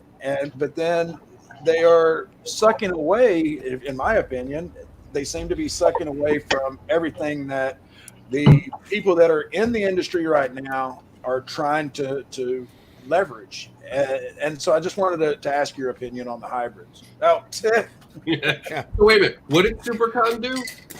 Yeah, it wasn't them. Damn. It wasn't them. Let's just say you could describe it and with the same initial twice. Ooh. Well, a lot of times those guests are there because they pay their own way in. Sometimes they pay for their own hotel. A lot of these folks that have been in these shows a long time ago, this is the only way they make money is by setting up at shows and signing autographs and meeting fans or trying to get more gigs, because a lot of these guys have gotten work off of doing the convention shows. Some producer walks by who's just in the area and goes, "Oh, hey, I forgot all about you. I got a part coming up in a TV show. A week or so from now. Are you available?" Varian staying out of this one. No, he's sitting there. Is it there ogling autographed? Battlestar Galactica? That's what. Is it autographed? No, but I mean, at least it's not porn. Well, what's wrong man. with porn? How do we know though? Right? What's wrong with porn? There could be worse movies. Yeah, there's some good porn out there. Varian showed me. Matthew, you're talking about star fuckers. You're talking about people who need to be celebrity based, who like, oh my God, look, it's blah blah blah from the second season when they were the third person in the back of the room. Yeah, those are annoying. They're even annoying online. But I got to give credit. Like, some people like that. Some people are just star fuckers. I mean, look, I ain't gonna hate a man for a hustle. If they know how to make money, let them make money. It ain't gonna be my money. I don't know. You guys agree or disagree? Agree. Meredith, I know you're a star fucker. I can just see it in your eye. You see William Shatner, you go, oh my God, it's Shatner. I want to run my fingers through his toupee. We love you, Shatner. Brought to you by Star Trek. I have a problem with anything with shat in it. Poor Shatner. Poor Shatner. I'm Well, sure he's Start taken date. that all of his life. So. 7-11. We've got to handle this. I want to turn on channel already. There's James Noble when you need him. I will agree that I think that celebrities are getting a little bit too. I mean, because there some of the other. I mean, you guys are, and everyone jokes with me about it, but you guys know I have stock at Wizard World. I'm a Wizard World stock. I'm sorry, son. That's been killed. There's no more Wizard World. Yeah, but you don't understand. If he doesn't mention it all the time, you can't take it off of his taxes. I thought he said Whistle World. No, I'm saying No. Wizard World. Wizard World. Yeah. Used to be a magazine a long time ago. Remember that? The magic magazine money for that. And Are we talking about like Wizard like comics guide that have all the different interviews and the top 10 artists of now? Yeah, they're all sexual pests now. Not all of them. Could you, Dirk? How could you do it? Well, the thing was, I did have I got Wizard stock, but I get shit. I was gonna say now. I gotta leave that shit alone. But your pain is much better. My pain is much better. I picked the right week to start that shit, but I can't think of it. I couldn't remember Eric's name earlier for exactly. All right, we're gonna come back to you later. Yeah, go ahead. I'm lost. Huh? And did we have anything more to say about this? Anyone think star fucking is really? I mean, that's the one thing they could actually charge online for, and people went running to it. I mean, I see it all the time. I met Shatner. No, you Zoomed Shatner. Just dial your phone a bunch of times and see if you get lucky and get us. You wove at him over a camera on the internet. Hey, that's wonderful. That's what it was. The prices of those celebrity meetings. I was excited because my stock was going to go up, but it didn't because they were like $60 for 2 minutes, and it's like 2 minutes for $60. Like I pay that for a night with Megan Fox, but not with There he is. Yeah, and you know that Matthew was talking trash about Wizard World before. He said it was the one that they had that began with the same letter and ended with the same letter. Wizard World. Oh shit! You just outed me, man. You just totally outed me. How did you? We were all watching. We do. No, you can't say that. I'm a fan of Batman. I figured that out. I was waiting for Varian. I thought Varian was coming in to be mad because I know he's got stock. Yeah, that's He's like, my stock just plummeted. Went from 1 cent. Well, it was down to 10 cents, but now it's up like $1 something. So I'll take it. I mean, what are you doing? Are you like going to the store and denting some cans and That's what it is. It is what it is. Yeah. But I was into comics back in. I got back into comics when I heard the same week that they were breaking Batman's back and killing Superman. And I had a neighbor kid it was his birthday, and so I was like, well, I'm going to swing by, grab him these for his birthday. Ended up buying a copy for myself, and I ended up going back 10 years on Batman, and I had a whole sequential subscription. And so Wizard World to me was the definitive buying guide. They were the name in comics. I did a lot of work at a comic shop and traded it off for comics. And so then when Wizard World comes to Austin last year, I'm all for it. I get a press pass. I go up to it. And I had been to a smaller one in a little town. It's called Bell County Comic Con, and just a little bit north of Austin. And Bell County was great. They had some great guests. It was a great time. And then I get to Wizard World, man, and this was in downtown Austin. It was in a much bigger venue. They had 3 different areas, and it was just a letdown. It was a total letdown, well, that was just it. It was just a letdown. So that's where I was going with that because, I mean, they had Henry Winkler, man. And hey, don't talk about the Fonz negatively. Never talk about the Fonz negatively. I love the Fonz, but I'm going to say this. Everything that I saw regarding the people that were interacting with him, he was a dick. And that's all I'll say about it. He's the Fonz. He was never nice on there. He was the Fonz. He wasn't cool, Dick. He was dick. Man. All right, so we're glad you came back, Pops. We want to know why you have a problem with us trying to survive and make money by asking people to help support our endeavors. You seem to have taken a little bit of a shot at me, so I figured, well, we'll tee Pops up. Go ahead, Pops. Okay. Talk to him. It was like I kind of thought you were kind of taking a shot at me, and I then think it's a bit egotistical. You're one person, and it was directed at you. You have to admit, I think I'm owed an apology for that. I will give you that apology.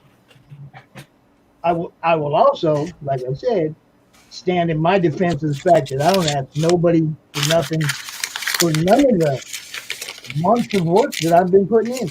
Yeah, but Pop, that's not what my thing is about. I'm not going to diss you, but at the same time, I don't want you dissing me for what I'm trying to accomplish. No one dissed you for anything. You took something personal that I wouldn't have, to be honest, I would have never considered you an online comp. We were talking about the big boys.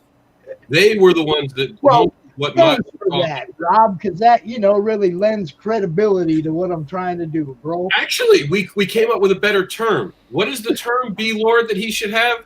While you were gone, we figured out a better way because we thought we should do the Pops Van Sant show and market yourself as actually that and do a weekly show. We thought you could get more, but we had a better name. B Lord, what's the better name that he should be going by? Pops Palaver. Pops what? Pops Palaver. It was what in the Dark Tower Stephen King called the meeting that Roland had with his associates. Well, I want to tell you where Pops Van Sant comes from, because that's obviously everybody knows that's not my name. Pop Seeley, that's me, Pop Seeley. Pops Van Sant is a comic book character. It is an account that I made for the comic book character. All this stuff grew out of that. What those guys were doing when they created me as their character in Mojo Rising. This stuff all snowballed on me. I didn't pick names like took a whole lot of time thinking about. I mean, I didn't have a big enough following to call it an event. You guys got that kind of a following. I had this little group. I'm like, what am I going to call this thing I'm doing for my little group?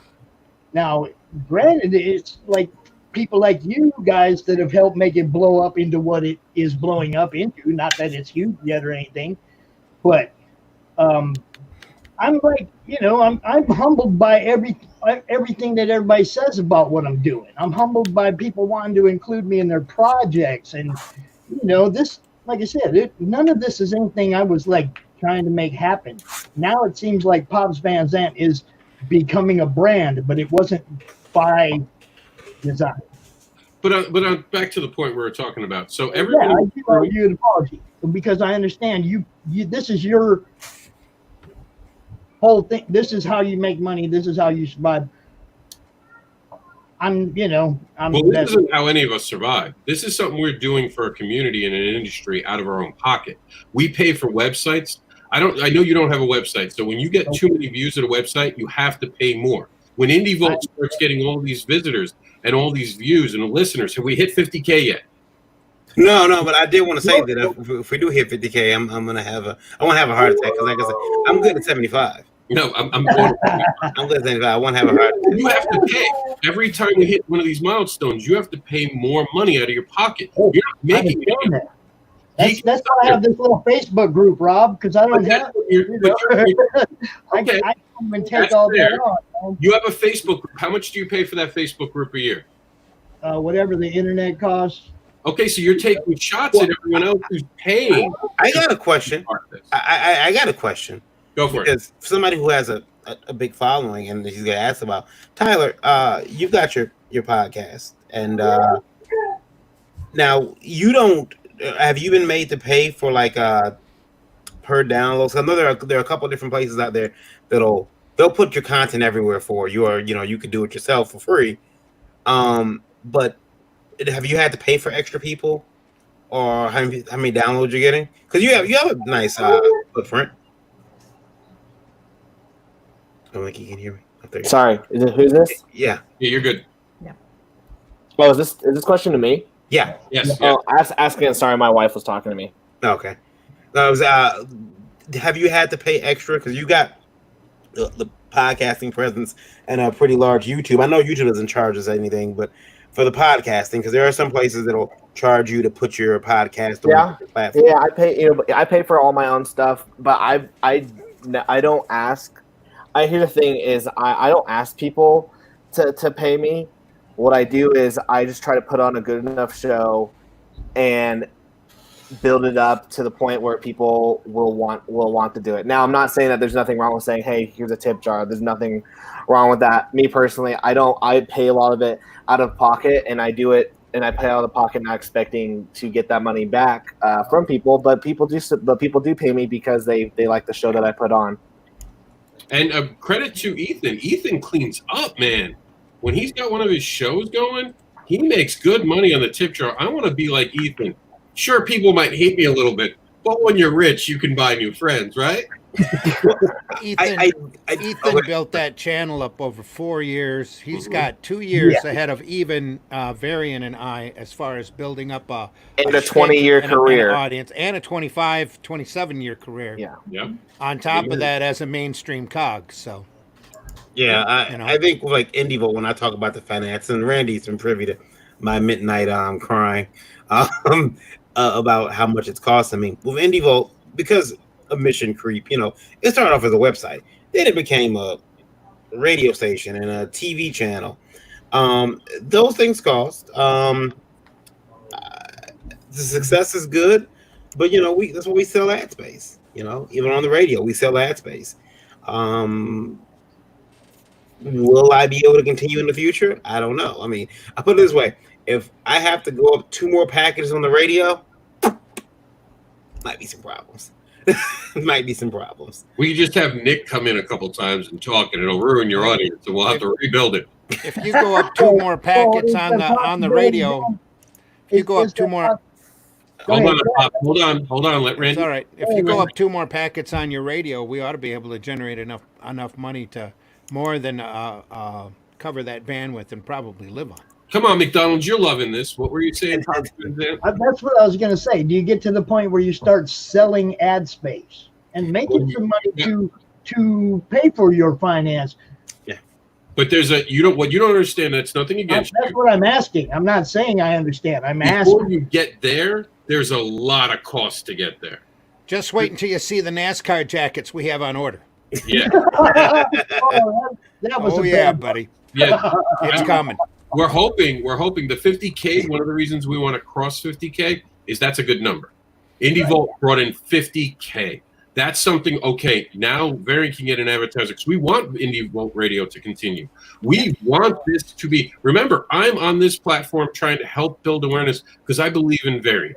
I believe in Randy. I believe in everything they're doing. So I came here off of my comic book advocates to help, and I'm going to continue to help because they do an amazing job. And I want to help them. I'll donate my books in a few weeks when we're doing that telethon to keep this open because we need an IndieVolt. We need a Geek Insider. And if I may, people have told me they need a comic book advocates. I wish someone did my job better. I wish someone was selfishly doing it, but they're not. Everyone wants to make it all about them. Everyone wants to make it about them. Varian, Geek Insider, credit to you guys. Rising Tide, credit to Brian K. Morris. You don't make it about you. You make it about everyone else. When I say, and I said this earlier and I'll say it again, when you guys have someone on your show, they become the center of the show. And I love you for that. I love you for what you extend, and I can help any one of you get bigger and be able to afford to keep going because you're making dreams come true. There is no other way to put that. You're making creators' dreams come true. So I'll say what you should be told to you every day. Thank you for what you do. It's great to have people come on your show until they make comments about what they would do if they had weapons. And yeah, it's great. I told you to cause violence at cons. And I told you it was kinky. I didn't mean it any other way. Yeah, guys, I gotta get out of here for the night, but you guys can continue on. Right now, you are at 49.50. So come on, let's each other a little bit. We that is a record. That is a record. Come on, somebody listen. Look, violence. Saturday night. Ben, violence. You cannot leave, dude. We got to do this. So let's take off your shirt real quick. Let's talk about. I don't think they can see it. Let's talk about what YouTube did to Florida Man. Yeah, violence sells. Somebody call Rob a fucking cunt rag or something. Hey! Don't use my safe word out loud. You knew that was my safe word. Good thing we're TVMADLSV. Hey, everybody, there's like a hot chick here who just took her shirt off. You can't see her, but radio people, tell your friends there's a hot chick in the room without her shirt on. Everybody watching right now, share this feed. Let's get Varian to 50 before he goes Betty by. Yeah, be nice. I do it. Come on. I do want to say though, it is cool. Once again, I mean, you got we have Geek Insider, the Comic Noob, Tyler's here, and to have all these people in the room that go out of their way, Bleeding Fool yesterday. Bleeding Fool yesterday. Yes, Have other Bleeding people Fool yesterday. to come in and you really get a feeling that you're not really alone in trying to push comics. We did have another question from Indie Boy Radio, but it said that the indie, and this is that B Lord will probably want to get in this one. I mean, as a publisher and an artist myself, I guess I could too, Randy, and so many of us here. But he says that the problem with indie comics isn't the comics themselves; it's the people putting them together. These fuckers don't know how to go onto a show. They don't know how to promote themselves. They don't put any money behind publicity for their comic. That's why they're failing. Can I answer this one first? Go ahead. Fuck you, eat shit. I hope you fucking die. If I find out where you live, I'm coming to find you like Kevin Smith. Hold on. State cops and stuff. Chill out. You need a little bit of that herb that Varian smokes. Show me where you live. Spend money. Yeah, they may have to call the cops on you now. I'll be careful. You're going to hurt somebody. You gotta remember out there, we're still in the wild west of independent and alternative publishing, especially when it comes to crowdfunding. There's a lot of these campaigns that are coming and going out there nobody's even aware of because they don't get enough publicity or enough visibility. And that's part of the reason why we're all out here to show these things off. Mm-hmm. Because this market, this art form, I can tell you honestly from my experience, especially in doing my own little comics newspaper, there are people out there that are begging to read comics. It just has to be comics they want to read and they feel are worth their money. That's the big point. And the crowdfunding, especially with some of these old dogs and some of these great comic products that are out there, are attracting a lot of these old comic readers back into the fold who used to go to these retail shops and stopped because they got tired of seeing the same crap that was on the stands week after week after week. And here's some alternative, here's some crazy stuff. Hey, I remember when I used to read comics back when they were fun. And boom, all of a sudden people are having $1 million campaigns. That should tell you something right there. And where the first $1 million campaign comes out, that's just a mark for everybody else to go up there and meet and beat in that order. And it's going to happen. This market, especially crowdfunding, especially alternative, especially thanks to YouTube and the other social networks like radio and everywhere else, sequential art's going to blow up again. It's blowing up now. Here's the thing, though. So hang on and invest and enjoy in some funny books, man. Hold on, Tyler. 1 second. Is this fucking Randy or Dennis? Tell me this is Randy. That's what I was going to say. 200K Dennis. It's got to be. Yeah. Is it one of them, Varian? No. It wasn't. It was actually from Steven. Stevens is also out of Texas. Obviously, Terry the Tiger. All right, well, I did want to say hi to 200K Dennis because I missed him earlier. I was on the road. But, yeah. Go ahead, Tyler. Here's the thing. This is the reason why we need to have people that are selfish and build up their own platform besides just these platforms that are sharing. Because if one person can be selfish and then really grow their platform, then they can share their audience with other people. If everyone's just trying to share a whole lot of nothing, you do need those selfish people. But also start, like Randy said, start a YouTube channel, start growing your following, but also make good content. If you're not making good content that people don't want to watch, they're not going to want your comic. At this point, there's two reasons why books are selling. It's either the book's good or they like the creator. And a lot of it right now is they just like the creator. Was it Neil Gaiman said it best? Make good art. Yeah, make your comics the best they can be. Make your performances online the best they can be. Even make your appearance on the social networks, on your own personal page, the best you can be. Think about some of this crap that's going out there in the negativity. And try to turn that around. Hating ain't creating, folks. I did want to tell you guys. You guys actually, we broke it. Now we are actually at 5107. So where's the big country? Where's the big country? Big country right now. Believe it or not, we are Russia. sitting. No. Actually, what's your England. We should just start guessing. Yeah, we are in the UK, Russia, Brazil, Germany, France. Well, at least it's people that understand us then, right? Yeah. There we are. Yeah. I would say to this quote. And still no Wakanda. God. There you go. I would say to this question that if somebody thinks that I'm not spending any money to market my work, then he can pay for it and see how much it is. But look, this marketing has always been the same, hearts and minds. You don't win it a million at a time. You don't win it. To get $1 million, you start with one. You know what I mean? And you just win that person. You look at everybody in this audience right now. There's not a ton of people, right? But if you win every one of those people, then that's a little bit of money. Each one of those people is like a satellite. They're going to go, if you do a good job with them, they're going to tell their friends, or they're going to share it, and they're going to, people are going to see it in their family, friends, or whatever, whoever's around them, right? And I mean, that's how you build this thing, and you build it one at a time, and one customer at a time. I mean, that was, being in customer service. I mean, that's what it is, let's face it, right? Like, what is service? It's serve us. Sorry to see Tyler go without telling us all in the air. Tyler Carpenter just left. I've seen that.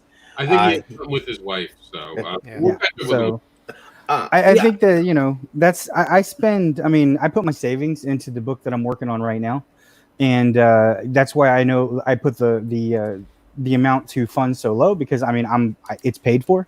I just wanted to get into the algorithm and get it marketed and everything.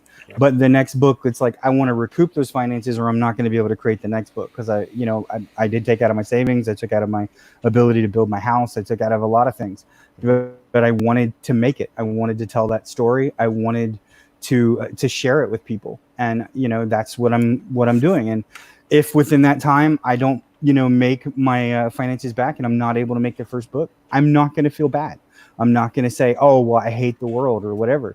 Thank you for giving me the opportunity. Thank you for every customer. Thank you for every person who shares it. Thank you to every, show that lets me come on here and talk and proselytize about, comic books and my love and passion for fantasy and just being a geek and just being friendly.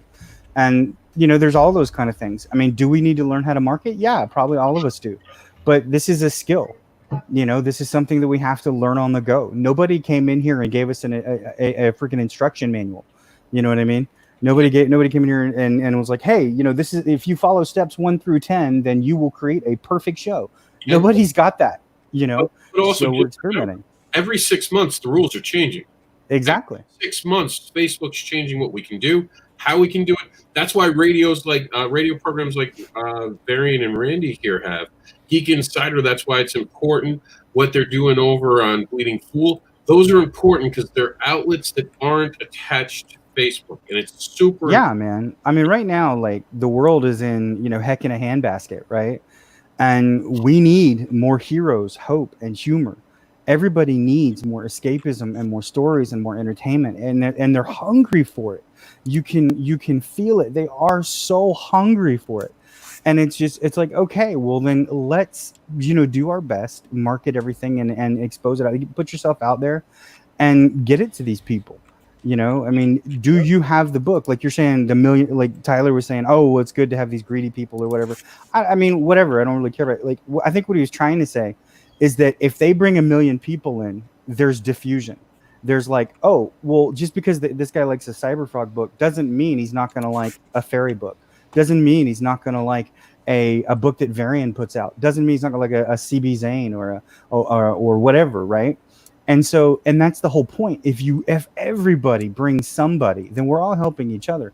No, it's like nobody's the weakest link, as long as you keep moving forward. It's a rising tide lifts all boats, not just one. Yep. And we want to thank Todd McFarlane for bringing a lot of people to Kickstarter. I know you guys don't like Kickstarter. Oh, yeah. Or Indiegogo. Thank you for Ethan Van Sciver for bringing more people to Indiegogo. Both of you have done great things. I also want to say that I've spent more on making comic books than I have on cars that I've bought in my life.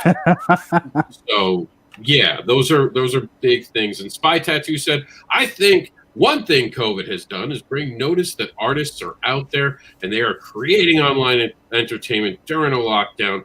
I watch so many artists and musicians. Spy Tattoo, where's the comic book? Up.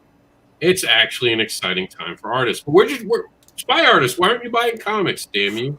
Stop webtoons. Buy a book. Rob, real quick, because I noticed that some of the comments are coming from various different places. Obviously, Facebook, YouTube. Like a lot of people coming from YouTube. Are Heather's comments, are they on your Facebook or mine? Because I don't see the show on my Facebook, even though it's supposed to be. It is. It's on your Facebook. I put it on yours because you're the boss. You're the Hefe. You're on live. Right? I wanted to fight them. It's a big night for us. I knew we were going to break 50. I told you this week I was going to break 50, didn't I? Yeah. So they're a comment. Let me see here. There's some. My video is public for some reason. It's not showing because yeah. Let me give you the link. No, it's fine. I was noticing that there was some comments on mine that for some reason can't be seen. So I can feed around with some comments. Katrina wrote said I really got to get back out there more. Yeah, you really should. Don't you give any excuse and you get back out there, wherever out there is. For example, Niobe Comics said it's got to be more than just creators helping creators. As great as that is, we need actual fans who are not creators buying our stuff. Yeah, I don't know why we can't see that on the page, but yeah, I got 55 comments on my page that can't be seen. I was having problems with StreamYard the other day too. Being able to post, I could see them. I couldn't put them up there. There you go. I see it right here, Barry. Do you? Okay. I'm trying to get to him, but we keep going down the path of. Well, I mean, that's my point of like somebody bringing in $1 million and bringing in 8,000 fans, and another person bringing in, another 18,000 fans or whatever. Is that it's the law of diffusion, or whatever you want to call it. There's a couple of the ways they say it, but more or less what it means is when you bring someone into a fold to a genre, it doesn't mean they're just going to look at that. Like if you bring somebody to a convention, most of the time, do you go for just one book? I hope not. And if it's one book, I hope it's mine. Suck it, Randy. Glenn likes my haircut. Glenn likes my haircut. I'm all good now. I like Randy's haircut. Both of them. Did anybody say the word of the day today? Butt beard all day long. I said it. Yes. I didn't see a duck fall from the ceiling. I don't think anybody said the magic word. Butt beard. Butt beard. Butt beard. I was hashtagging that in every show all day. I feel like that should be like a song Comics or something. says, I am a hot chick. Listen, I've learned in 2020 never to judge what people say, especially when they're from Canada. There's laws against it. If you want to believe you're a hot chick, you're allowed to believe you're a hot chick. In America, I'm allowed to believe that you'd never make a hot chick, though. I'll just be honest. You're never going to be a hot chick. Meanwhile, Heather's trying to figure out what to eat. No, I'm going to be good. I'm going to be good. I'll save that one for Geekgasm. She was eating Calderon is in the house. She was eating chocolate chip cookies earlier. JD, we lost someone. What happened to Matthew? Matthew said he was lagging. He's going to be back. Okay. Yeah. Well, I do have to get out here because I got some stuff I got to do. But I will see you guys. Matthew is back. What's the number? The number right now is still at 51. You guys actually at 51,340. So yeah, appreciate all you out there listening. Believe me. Yeah. Glad I could be here for that. I will screenshot it. I want to thank you guys. I want to thank everybody who's listening to. I make jokes about it, but I do really appreciate you guys listening. It is something that we, it's one of the reasons why we make sure we do this show. I know there are times when me and Randy probably don't really want to sit at the desk for 2-3 hours, but Breakfast Buzz Thursday. Breakfast Buzz, but people are listening. We've gotten to meet some really cool people. We reached out people we never thought we were reaching. Reached out. Marvy from he's on tomorrow. Yeah, Marvy. Where's Marvy from again? Marvy's from Portugal. Portugal, yeah, Portugal. On the coast of Portugal. Yeah, I mean, we had John Celestri, who was just listening in. He'd been listening in to us for a while. I mean, and it's just funny. We brought up Turbo Team the other day, and it's like this is someone who listens to us and was actually excited about coming on our show when we're fans of what he's done. Yeah. And so it's really weird. Yeah, he's like, I worked on that thing called the Star Wars Holiday Special and drew Boba Fett. We're all like going, what? Yeah. Oh, Dude, yeah, you're, so, you're yeah. awesome. Yeah. But I want to thank you guys and thank everybody who's been here with us tonight. I gotta go, but your party can continue. Rob is in control. Unfortunately, God help you all. And I will see you all very soon. Until then, you guys keep making comics or critiquing them. Yeah, that's pretty much it. That's all I got. All right, Varian. All right. Good night, everyone. Good night. Stay on 75,000 now. Rob, what can we do to get to 60? We're hitting 75 tonight. Now, Do it. see, Sarah says it's never the wrong to ask. The only way to get a yes or no, and that's true. You can only ask. So I'm asking people to help us get to 75,000 listeners. Tell all your friends to turn on their radios, download the app for Indie Vault and watch. Come on, everyone, let's make Varian cry. IndieVault.com. Tell all your friends. No, please, no. He calls Randy. He's like, what are you I'll have to doing listen me? to that. Yeah. Do you know what the numbers they broke last night? Oh my God. He's going to be back in here in 5 minutes going, y'all quit. It's going to be out there pulling the plug on everything. Randy, Ralph wants to know, how do you get those buzz boxes? How do those? That's Varian's thing. You need to talk to Varian about that. I am not sure how the buzz boxes did. Okay. I think that you are transparent enough, the public will respond genuinely. So if you need funds to work with, I believe there's nothing wrong with asking to help to keep the party rolling. And thank you for that spy tattoo. You're welcome. Yeah, you know. But it's again, like we a don't want to break in BYOB. every 10, 15 minutes like PBS either. So. No. You mention it once, maybe twice. That's it. Yeah. And that's in a week. You don't want to do it on every show. You know, So you don't have everybody like singing and then asking for $100, you know? No, but it's not above us though to have special guests on talking about the world situation. Terrible things are going on in the world right now. Oh, come on, Ethan, stay for a bit. He's not going to hang around. Come out, man. Come on, Ethan. I thought we were friends. I've been defending you, Ethan. Can we check back, Randy, see if he's there? You never know when he can pop up. All right. Tip jars. All right, let me tap back on his camera. Oh, no, he took off already. Damn it. He ran off. Sarah says tip jars aren't wrong nor should be frowned upon. They're there to help people out with audiences such as yourselves. He's always been having trouble with his internet. I don't think he's coming back. People who think otherwise really understand that this work isn't free. That's right. Yeah. That's right. You know what I have to do on OnlyFans to make $200 a night? It's disturbing. It's disturbing.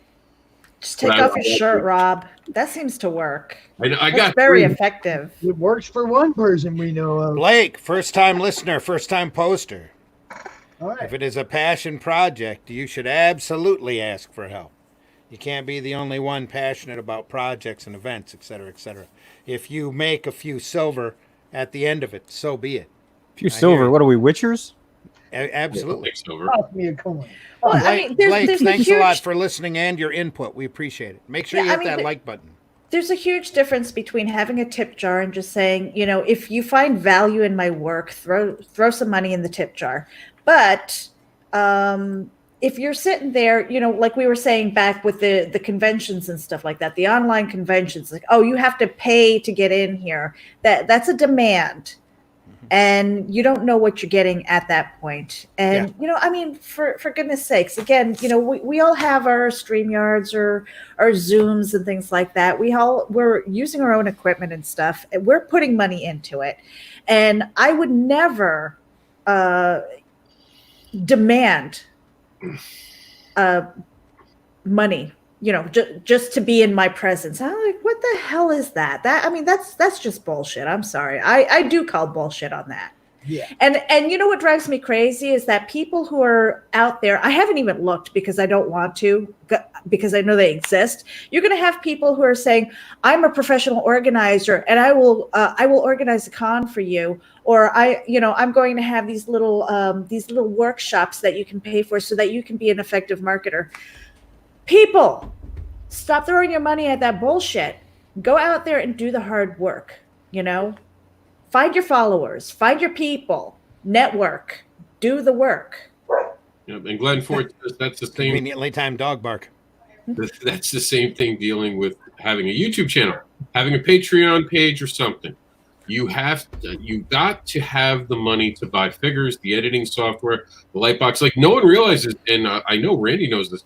Adobe costs $50 a month just for us to make all these new graphics that you guys see. All that stuff that we do, that's not free. We don't just get to go to the ferry and go, excuse me, graphics ferry, I need this for the show. Could you do it? And no, it costs money.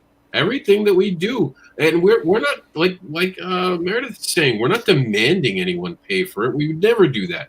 But if you could help us, if you like the programming we're giving you, and you don't want Varian to cry when we get to 75,000 tonight, please consider leaving a tip in the tip jar. That's it. That's it. I gotta say, I mean, the people in my group is I go to people. I'm saying, hey, can you make me a banner for the con next month? Boom, they make me con. I mean, I'm really lucky. I've been able to pull all this off with zero overhead. I've used the cheapest, non-pay for StreamYard.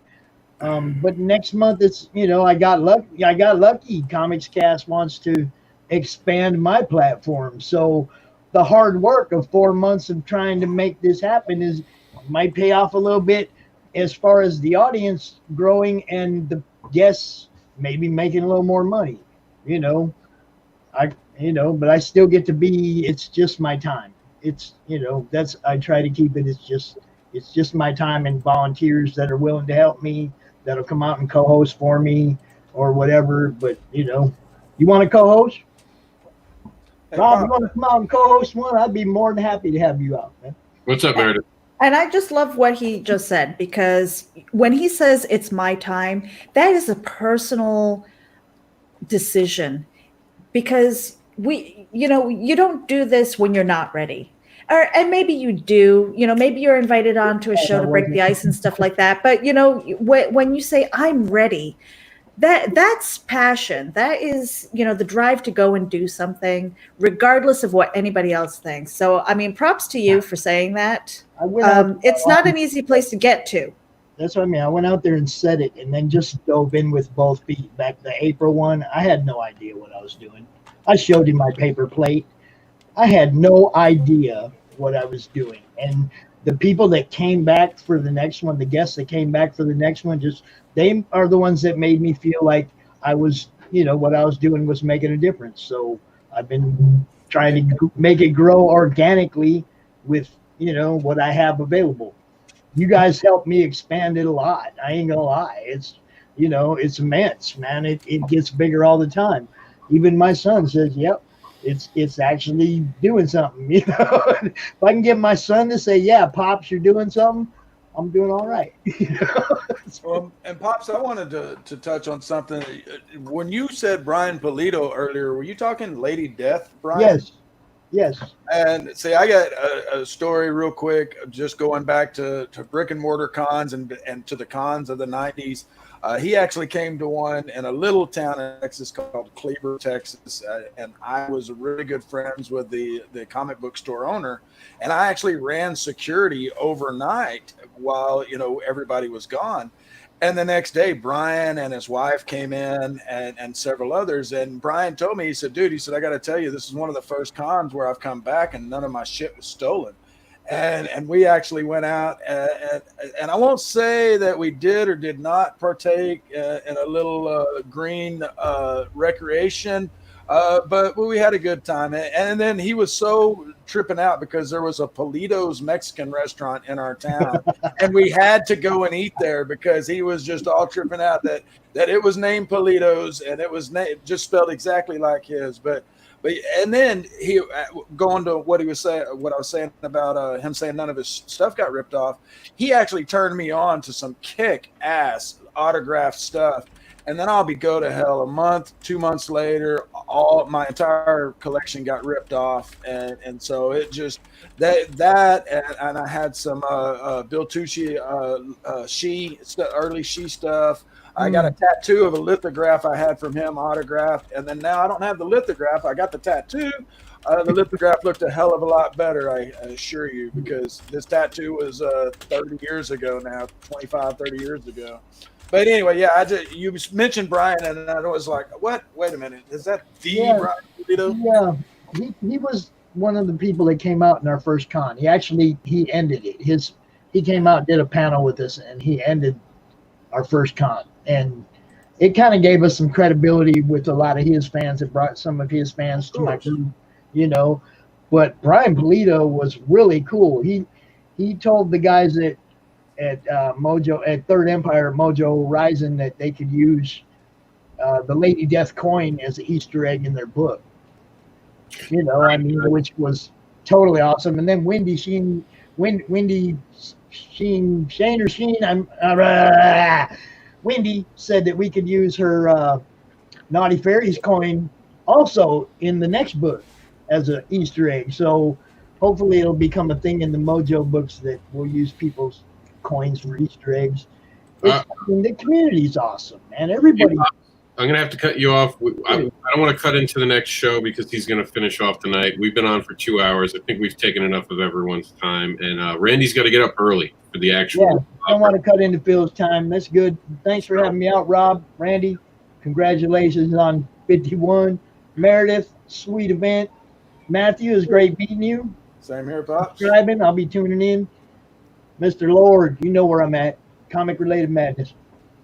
All right, Randy, take us out.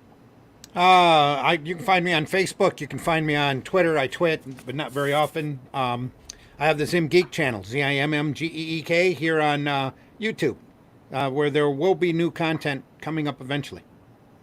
So, Matthew.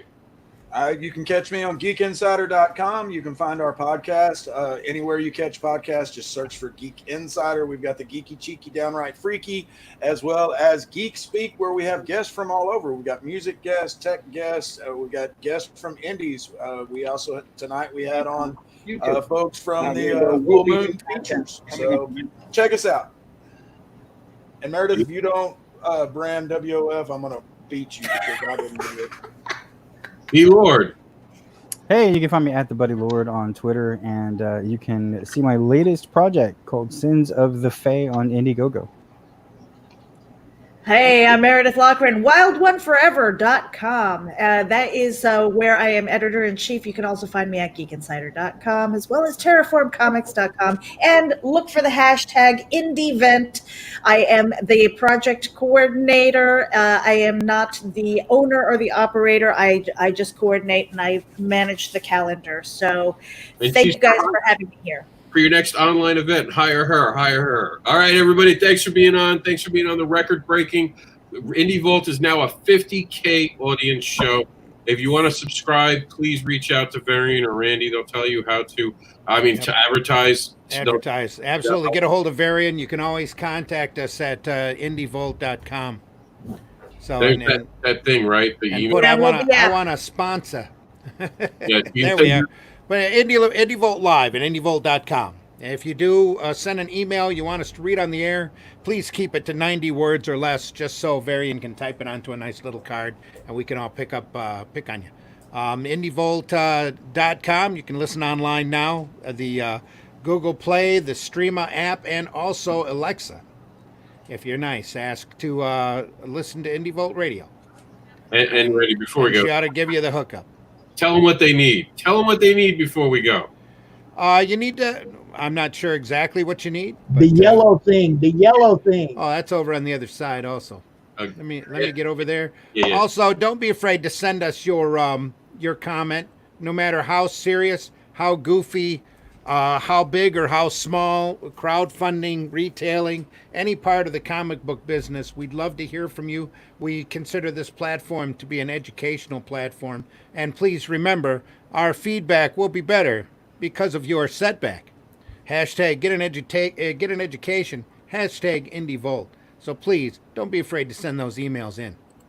That's what I was talking about. Thank you all for being part of this amazing indie event where we call bullshit on online cons. The indie event here on Indie Vault picks up again at 9 a.m. Sunday, tomorrow morning. 9 a.m. tomorrow morning. 9 a.m. Eastern. Yep. 9 a.m. Eastern, with a special Sunday edition of Breakfast Buzz, where I've already got a couple of great guests lined up. We're hoping for a couple more. So, All right. we shall see everybody soon. Please stay healthy. This is the Devil's Advocate. I hope we covered every part of this we could. Thanks for tuning in. We'll see you next Saturday at 9 p.m.